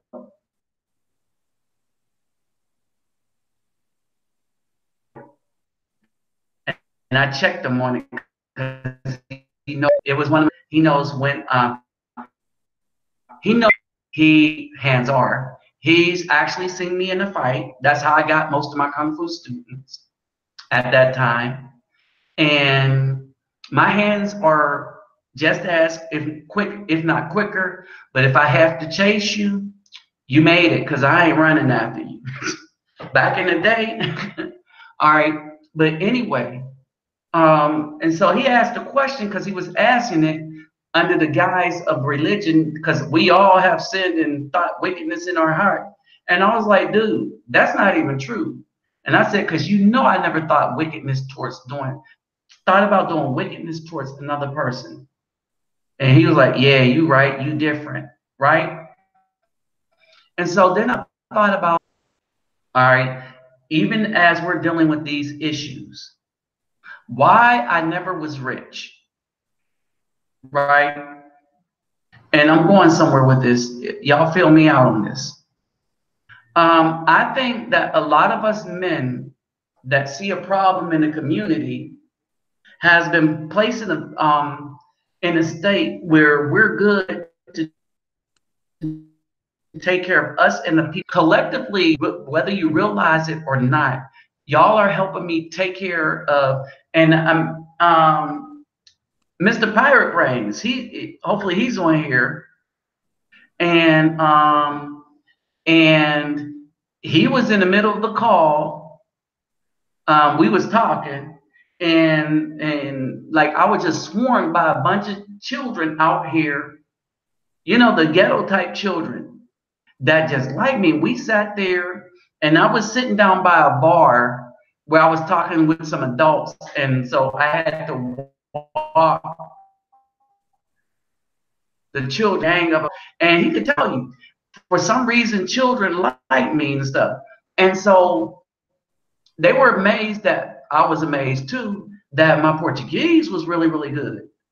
All right, and some of them was trying to speak the little English that they knew. All right, what's up, Kevin Elliott? All right, so I was thinking, and just this past weekend, I wondered. I was like, why is it that I do not have the desire to get rich? Why is it that I believe I would never hit the lottery? Why is it that people like me that do what we do are not rich in the first place? All right, and what's up, DK fam? There's a reason for that. With all the stuff that we now know, had I been rich any sooner, I would have given money kept on giving to the community as if I was the government, bailing the wickedness out of the punishment that they're supposed to go through. And I think that's why we are in a state where we have to help each other. I believe that this is kind of the wilderness that everybody's talking about, and it's going to get worse and worse, right? And so you'll have a few people that'll be able to accumulate enough to help other people weather through this storm, right? But now we got to watch who we help. All right, we have to stick up for the brothers. We have to stick to the brothers and the children. Oh, but not every children. It's the new lesson I learned, especially with dealing with my nieces.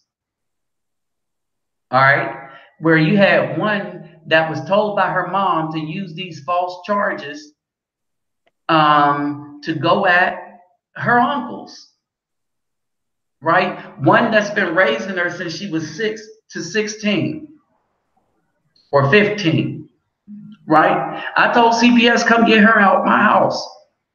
And what she did was she lied on my brother. After she got out of the house, the mom got her to lie on me. But see, that didn't work too well on me. CPS was like, she's lying. Oh, one other significant thing happened.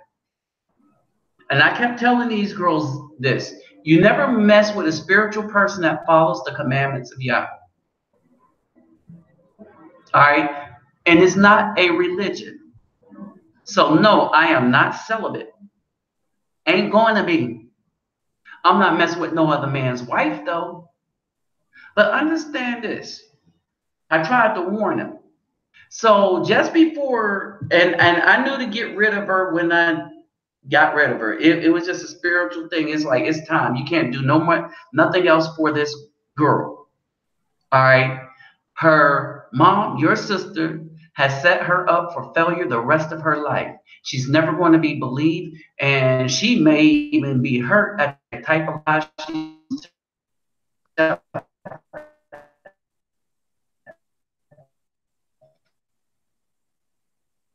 wait a minute, but I was her mom as part of my household.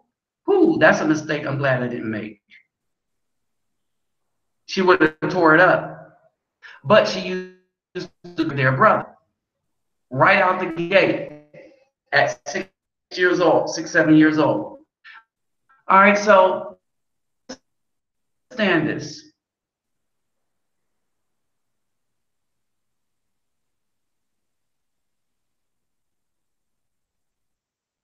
Hello?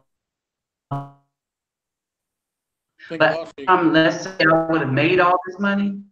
Even to this point, I think I'm a better steward of it now, right? I wouldn't give them a dime. Like I told y'all,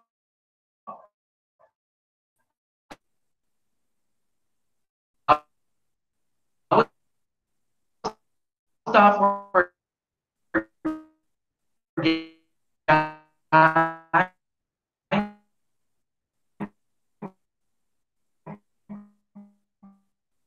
that's what 7 feet, not doing anything to me than those group of black women.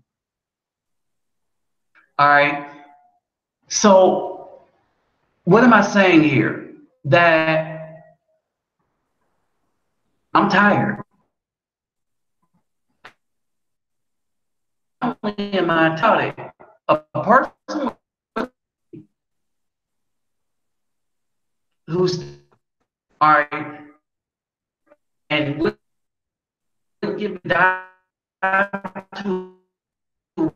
women. This was a person that was YouTube. I used all that to put people back in college. And I was like, so why am I not rich? That our belt's going to get tight and we need to take care of ourselves first for this reason. The Most High must judge our community and land.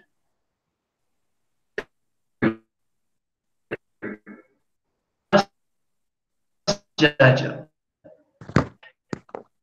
Everybody can't donate by it. I'm not going to be one of them people tell you that I need you to give me money so I can date, right? So basically, if I can't, like, I write down like 30 to 40 balls this time. If I can't afford 40, I'll bring down 15. That's how it goes. I'll catch everybody else on the next go round, right? But I think that this prevention was for this reason, that these people need judgment. And it was up to us to judge them in the first place. Us, the men. The men was supposed to judge these women, not sit up here and tell other men not to talk about these women. We just listened to a woman that honestly said that they hit dudes on purpose because they know they could get away with it. It's a way to emasculate them because they know we have been brainwashed from childhood to not hit a woman no matter what she does to us. In other words, to always be physically unarmed by the very woman that was selling us out to the system and the Caucasian people. Period. The black women wonder why there is no strong men, because they created all of the weak ones. Self-fulfilling prophecy. Mm-hmm. Yes. Oh, the new writing 1677 said There's a video on Facebook that a black woman was being accosted by some black guys at a gas station. Simple. Oh yeah, nobody stepped in. All right, because well, basically she's equal.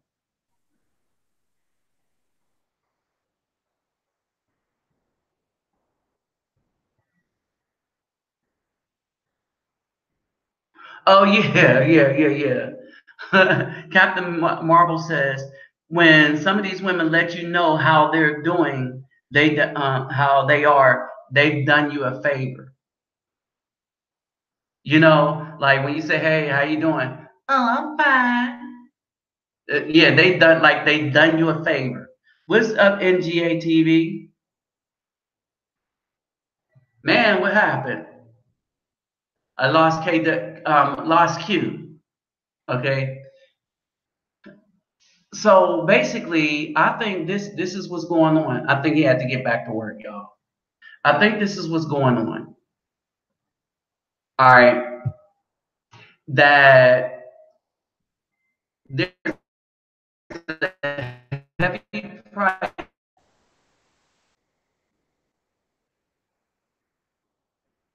There's a heavy price that's supposed to be paid.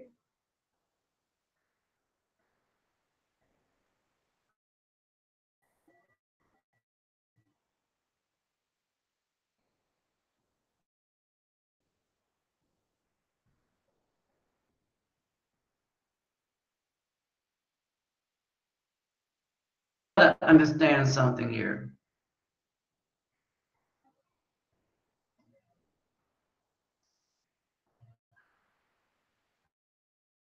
All right, so right when the Biden women and men said women were were the perpetrators about 70% of the time.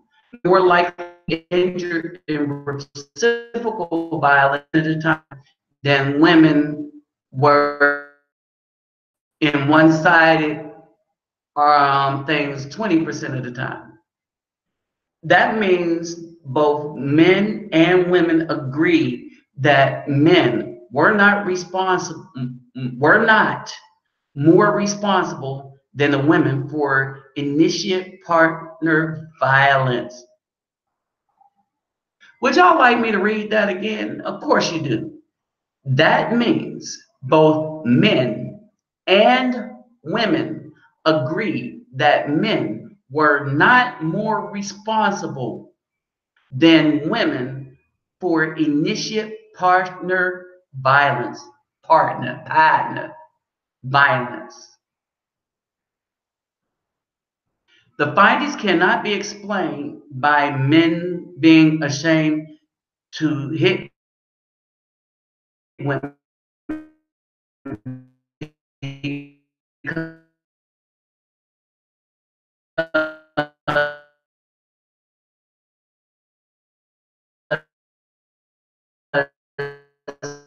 women,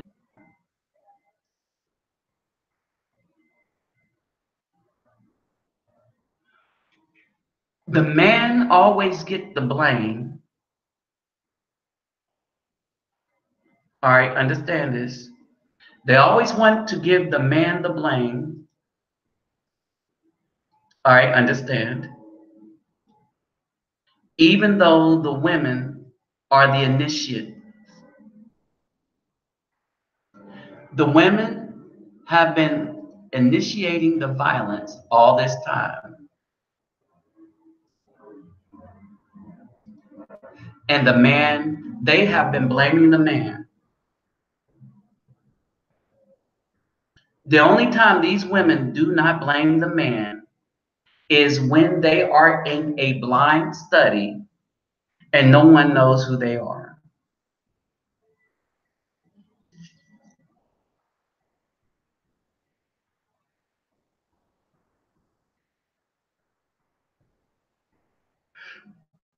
Okay, hold on. Wait.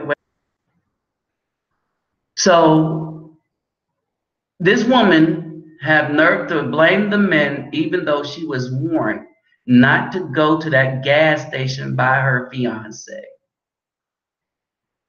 But she's a strong, independent black woman that don't need no man. And she don't need to listen to no man because, well, you know, she's equal to a man.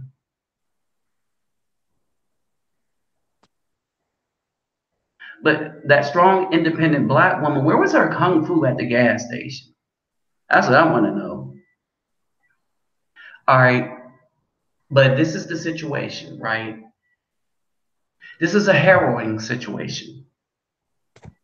Hey, brother, you still there? Yeah, I'm here. Yeah, sorry about that. This thing kicked me out and then wouldn't let me get back in, but I finally got back in now. Oh, okay, no problem.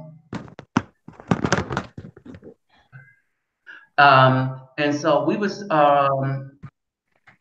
recap. I read the last part of that thing. Let me get back to it. I'm gonna just read it.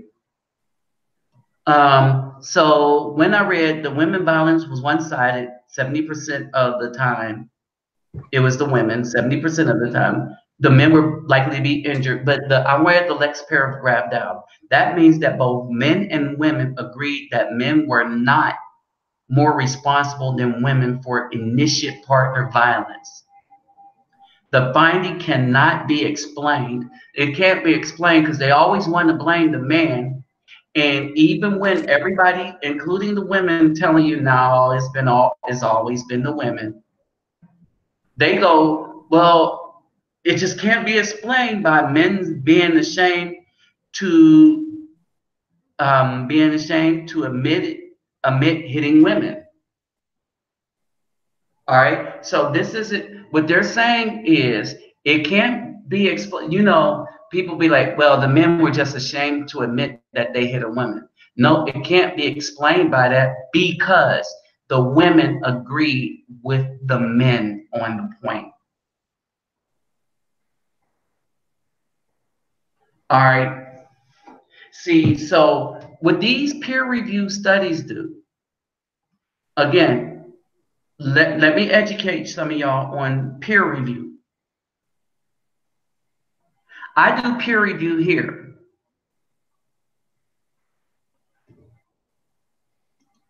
Hold on. If you have Google Hangouts, click this link, New Riding. Click the link, 1677. And click it on your phone or whatever. Save that link and click it or save it and put it in your thing, right? So here's the thing. So they even covered the arguments that the simps, oh yeah, they just don't want to admit that they hit a woman. And that's not the case. All right. When you look at this, all right, understand this. When you take a look at this, yeah, I'm with you on that, Daniel. When you look at this study, the women have always initiated this violence. The men have always got the blame. The women initiated the violence. The men got the blame. You wanna hear something else that confirms what you're saying? Go ahead. So I remember I was a senior in high school, and I was never in trouble, never in the principal's office, nothing. And there was this girl that a close friend of mine who had got kicked out of school. He used to date her. They broke up. She blamed me for it. So she used to go around in the hallways trying to trip me, trying to push me. I remember one time I was running laps in the upper part of the gymnasium, and she would like try to trip me as I ran by. And I remember one day in the lunchroom, she actually physically like punched me, pushed me, and it got to the point where like I was getting ready to defend myself, not even punch her. Do you know 2 hall monitors had me wrapped up, and she got like a little half punch in on me in the face, and I was like, yo, she just hit me in my face. and it was like, no, don't hit her, don't hit her. And I'm like, but she just hit me in my face. Like it was almost like they completely ignored the fact that like she physically assaulted me. Like I'm telling you, man, I demonstrated patience. She mushed me in the back of my head. That's how it all started. Cause I was at the juice machine. She mushed me in the back of the head. Then I didn't respond. I didn't even look at her. Then she pushed me in the back. And then when I turned around, that's when she punched me in my chest. So then like I went, so she was gonna punch me again, and that's when I went to go defend myself, and then everybody like the two hall monitors like bear hugged me and like made it basically where I couldn't defend myself. So then she ended up getting like a little jabbing on me like right on the side of my jaw, and I'm like, but yo, Why? she hit me, and like nobody was like even trying to take that serious. Like they weren't even trying to hear me on that. They were actually trying to get me suspended, and I never even threw a punch. So look, this isn't the first time this situation happened, but I'm gonna tell you the difference between me and where I grew up. Where I used to grow up, there used to be this girl named Yvette Johnson. She used to just haul off on me. Then one day she broke some music of mine, and that was it, right? So we used to fight. That means they used to let us fight the girls back then. All right. And who else is in here? It's me, Nuruddin. Okay. Hey, what's going on? I listen to your channel a lot. Huh? I listen to your channel a lot. Is this new riding? This is him. Okay, yeah, okay. And so basically, this I bet you she don't hit men as she grew up. They always let the boys and girls fight because you know they're kind of equal until the boys hit puberty. Then after puberty, we start liking each other. Well, not me and her. We probably would have had I lived in the neighborhood. I was thinking as much as we fought, shoot, I probably would have ended up married. I don't know. Maybe that's why I moved. But you know what I'm saying? But back in the day, all right, it was a lesson. All right, one, you don't write a check that your mouth can't cash, or your butt. You don't write a check with your mouth that your butt can't cash. Okay, there was all these rules and stuff. We fought. All right, and now in this society, they've weakened everybody to the point where the women have become hyper violent, not because they know they're stronger, but because they figure the law is on their side and no one can do nothing about it until somebody does something. But what's starting to happen is no one is feeling sorry when somebody takes it to that other level. Yep, just like that chick at the gas station. Go ahead. Go ahead. Yeah, just like that chick at the gas station who was ordered her fiance told her at 2 a.m. that gas station they got thugs over there, don't go there, and she went anyway. She went anyway. Like you said, she got what was coming to her. It's on Facebook, and guess what? I'm arguing with these people, with these women on Facebook, saying, "Hey, this is a teachable moment. Learn from this." I'm getting all types of pushback, and they coming at my job and all this other good stuff. I'm like, you know what? You know what? You go over there and you do some kung fu and see what it goes on. They tell you, well, oh, a good man would step in and stuff like that. I'm like, well, there's no such thing as a good black man. You're not a good black man. I'm like, listen, I'm not out. The reason why I'm a good black man because I'm not out there destroying communities. I'm not out there making it uninhabitable for people who live there. I'm not out there with like 4 or 5 baby mamas and 10 kids. I'm not doing that. So, you know what? After a while, I don't feel bad for these women after a while because they're bringing it on themselves. Am I making sense with that, or? Yeah, no, you perfect sense. I have an utter disdain for majority of them at this point. There are the beautiful black queens that I definitely would defend, and I love being around. I enjoy being around them, but But there it's are a hard vast to majority of them anymore. that I can't stand, and they But get half the exactly time you what they can't get. tell. But a lot of times you can't tell who's who anymore.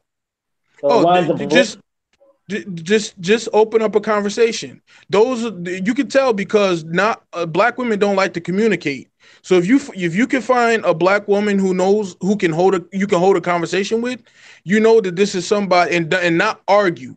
Because if you notice, like you said, you're up there arguing, they're making assessments about your character. They don't know you from Adam, but they talk about how you this and that because you're presenting a logical perspective and they don't like logic because they don't like to communicate. That's how you tell who's a good black woman, who's a worthwhile black woman, and who's not. Because most black women that I know I can hold more than a 15-minute conversation with, or even a 5-minute, I know that person is at heart is a good person because they're willing to hear me out instead of trying to shout me out. Yeah. See, the thing is now it's not that we're talking to each other, we're talking at each other. Right. That's a good assessment.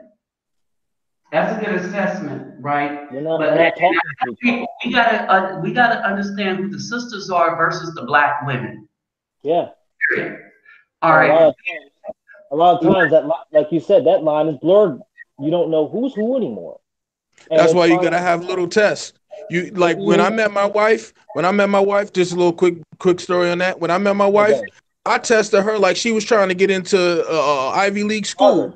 She didn't like it. Yeah, she didn't like it. But at the end of the day, we're better off for it because I was not about to waste my time and energy into a situation that it was just going to end up where you kept like all the females I dated before. They kept acting like, well, I don't know if I'm good enough for you, but they wouldn't tell me that. They would just act that way. And I'm like, look, if you feel like you're not good enough for me or I'm not good enough for you, let's end this right now. I'm not trying to go 4 months into something that ain't going to generate into anything. And when me and my wife met, she lived in Boise, Idaho. Okay. I lived in upstate New York, and we made this work for like a year and a half where we buying plane tickets, just going back and forth, seeing each other. So after a while, when she moved out here, I was like, all right, well, I know this is the real legit thing because ain't nobody going to go through all that just to walk away at the end. So it's like sometimes you just got to test people, not necessarily saying with like long distance and stuff, but you just got to test people like, okay, this is the question I always ask them. Where do you see yourself in 2 years? Where do you see yourself in 5 years? Because honestly, if you don't see yourself growing, I can't see myself growing with you. Because if you still want to keep doing the same thing that you're doing now, you want to be up at the club, you want to be up with your girlfriends. Nah, you can do that by yourself. I'll be over here looking for someone else. You're not going to waste my time. I always say run your love life or run your relationship life like a CEO of a company. You want the best vice president you can have in case something happened to you. She can run the ship when you're down or you're not feeling well or whatever the case may be. And that's how I started looking at my life because I started feeling the same way. We're going back 10 years ago. I met my wife literally 10 years ago. We've been married 6+ years. But when we met in 2009, the dating prospect was nothing but a cesspool. So I had to come up with methodologies to differentiate the hoes from the actual women, ladies who wanted a husband, who wanted to grow, who wanted to build a family. And that was one of the first things I asked her. Let me say this. Cut right in real quick. So Captain Marvel wrote this because I did a video yesterday based on this statement right here. Captain Marvel said, if anyone would have defended that woman at McDonald's and gas station and would have ended up saying they would have ended up in jail, and she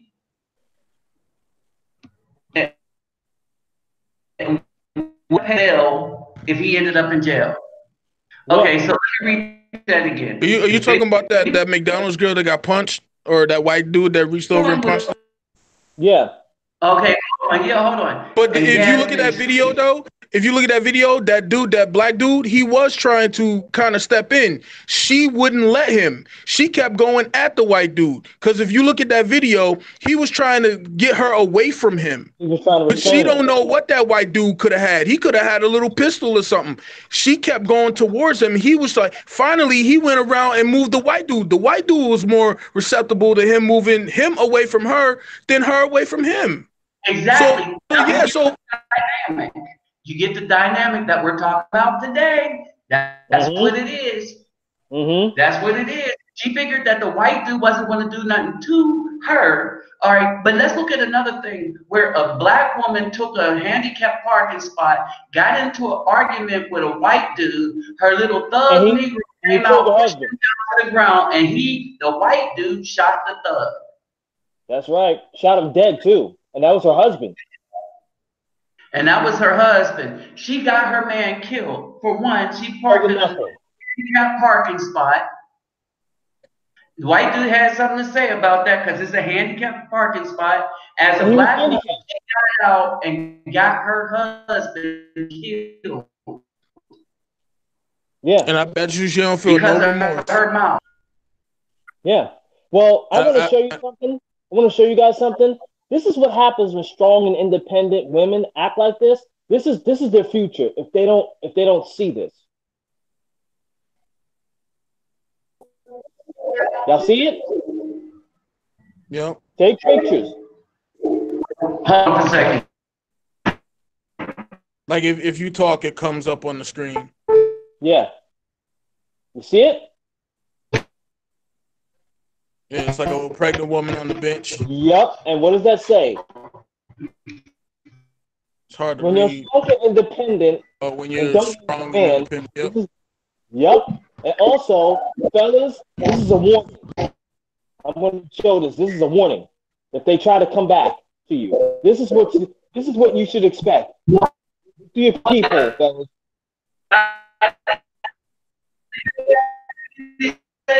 Read it carefully. It's hard for you when you what? Go ahead. So I think it says like when she left you to be with a thug, and how she would want you to take her back after he dogged her out. When you're I can't see it. Hey, hold on. I'm gonna pull it up again. This time it's gonna be on a larger screen.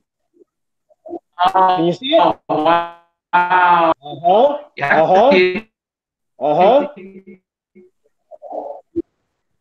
Remember, ladies, this could be you. All right. Remember, I've made the point. Why aren't dudes like me rich?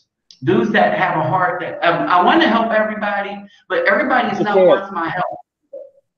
You can't. I'm sorry, you can't. Right. No, not going to happen. So everybody, I honestly would have given all my resources to help the entire community, but then realized that the Most High is trying to punish this community, and a lot of brothers can't deal with that. Right? A lot of thugs and simps can't deal with that. It's time for punishment. It ain't time for kumbaya. It's time for punishment. All right. They walked into this. Yep, let them walk out. They walked into. So here's one more picture, so that way fellas can learn from this. I want them to see this woman who's holding up her bills. So yeah, so this is what it is. All right, so y'all, I'm gonna have to peace out in a minute. All right, because it's late where I'm at. I'm still in Brazil. I don't know if y'all caught the first part of the thing. Yeah, I come down here and help you out. So if you're new to the channel, it's what I do. Right now, I met me somebody down here, but trust me, I wasn't looking. All right, it happened, but basically, I come down here to try to do stuff with children, and I'm gonna expand that. So I'm in other parts of Brazil, and I'm gonna come over here next. But anyway, what I want to say is this: that at the end of the day, right, that all these women nothing. The day, y'all know the song. It's all.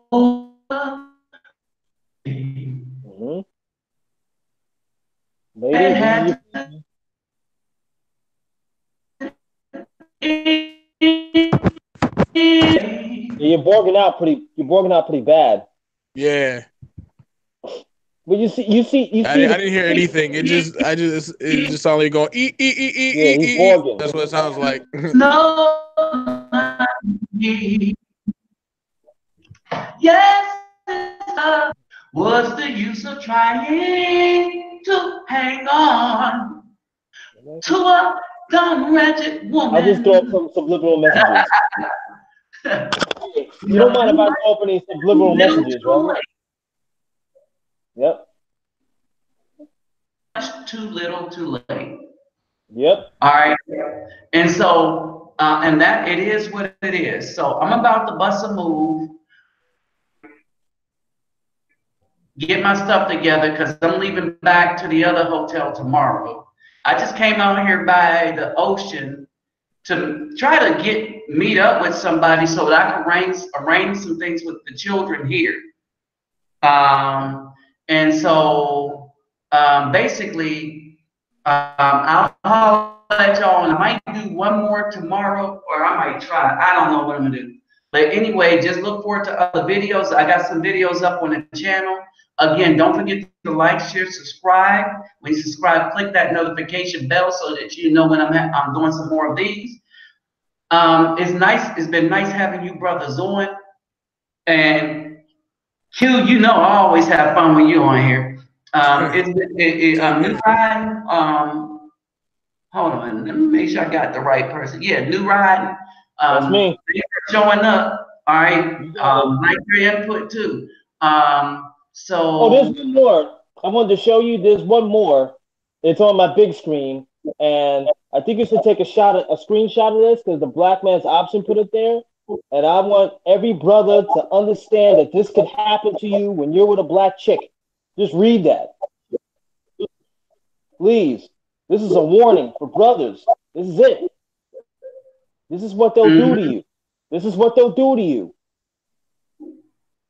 You understand? We know here on this channel, hold it, we have no qualms about it. We know that. Here's the thing with all this data that I put out, all the data that I put out on this channel, we are well aware of all of it. I mean, on this channel, I put out, if you look in the video, from the abortion rate, from the crime rate, from the history of slavery. Just look at her and then look at that paycheck.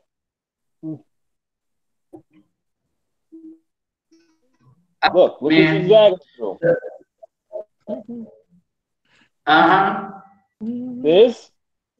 Look at this, fellas. Looks nice and juicy, right?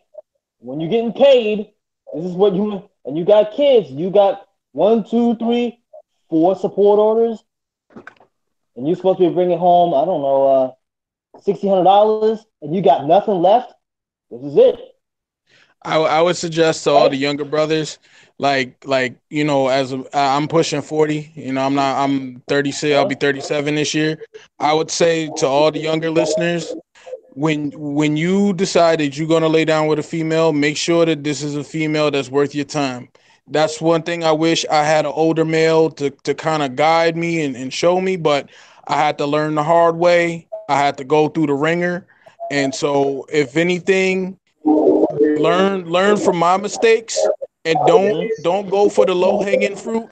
Take the time to really vet who you be laying down with, because at the end of the day, a lot of these women, they want to come up and they want to come up on you. You know what I'm saying? Off of you. They don't want to work. They don't want to do nothing. They're like they said, they're entitlement. They're entitled, or at least they think they're entitled.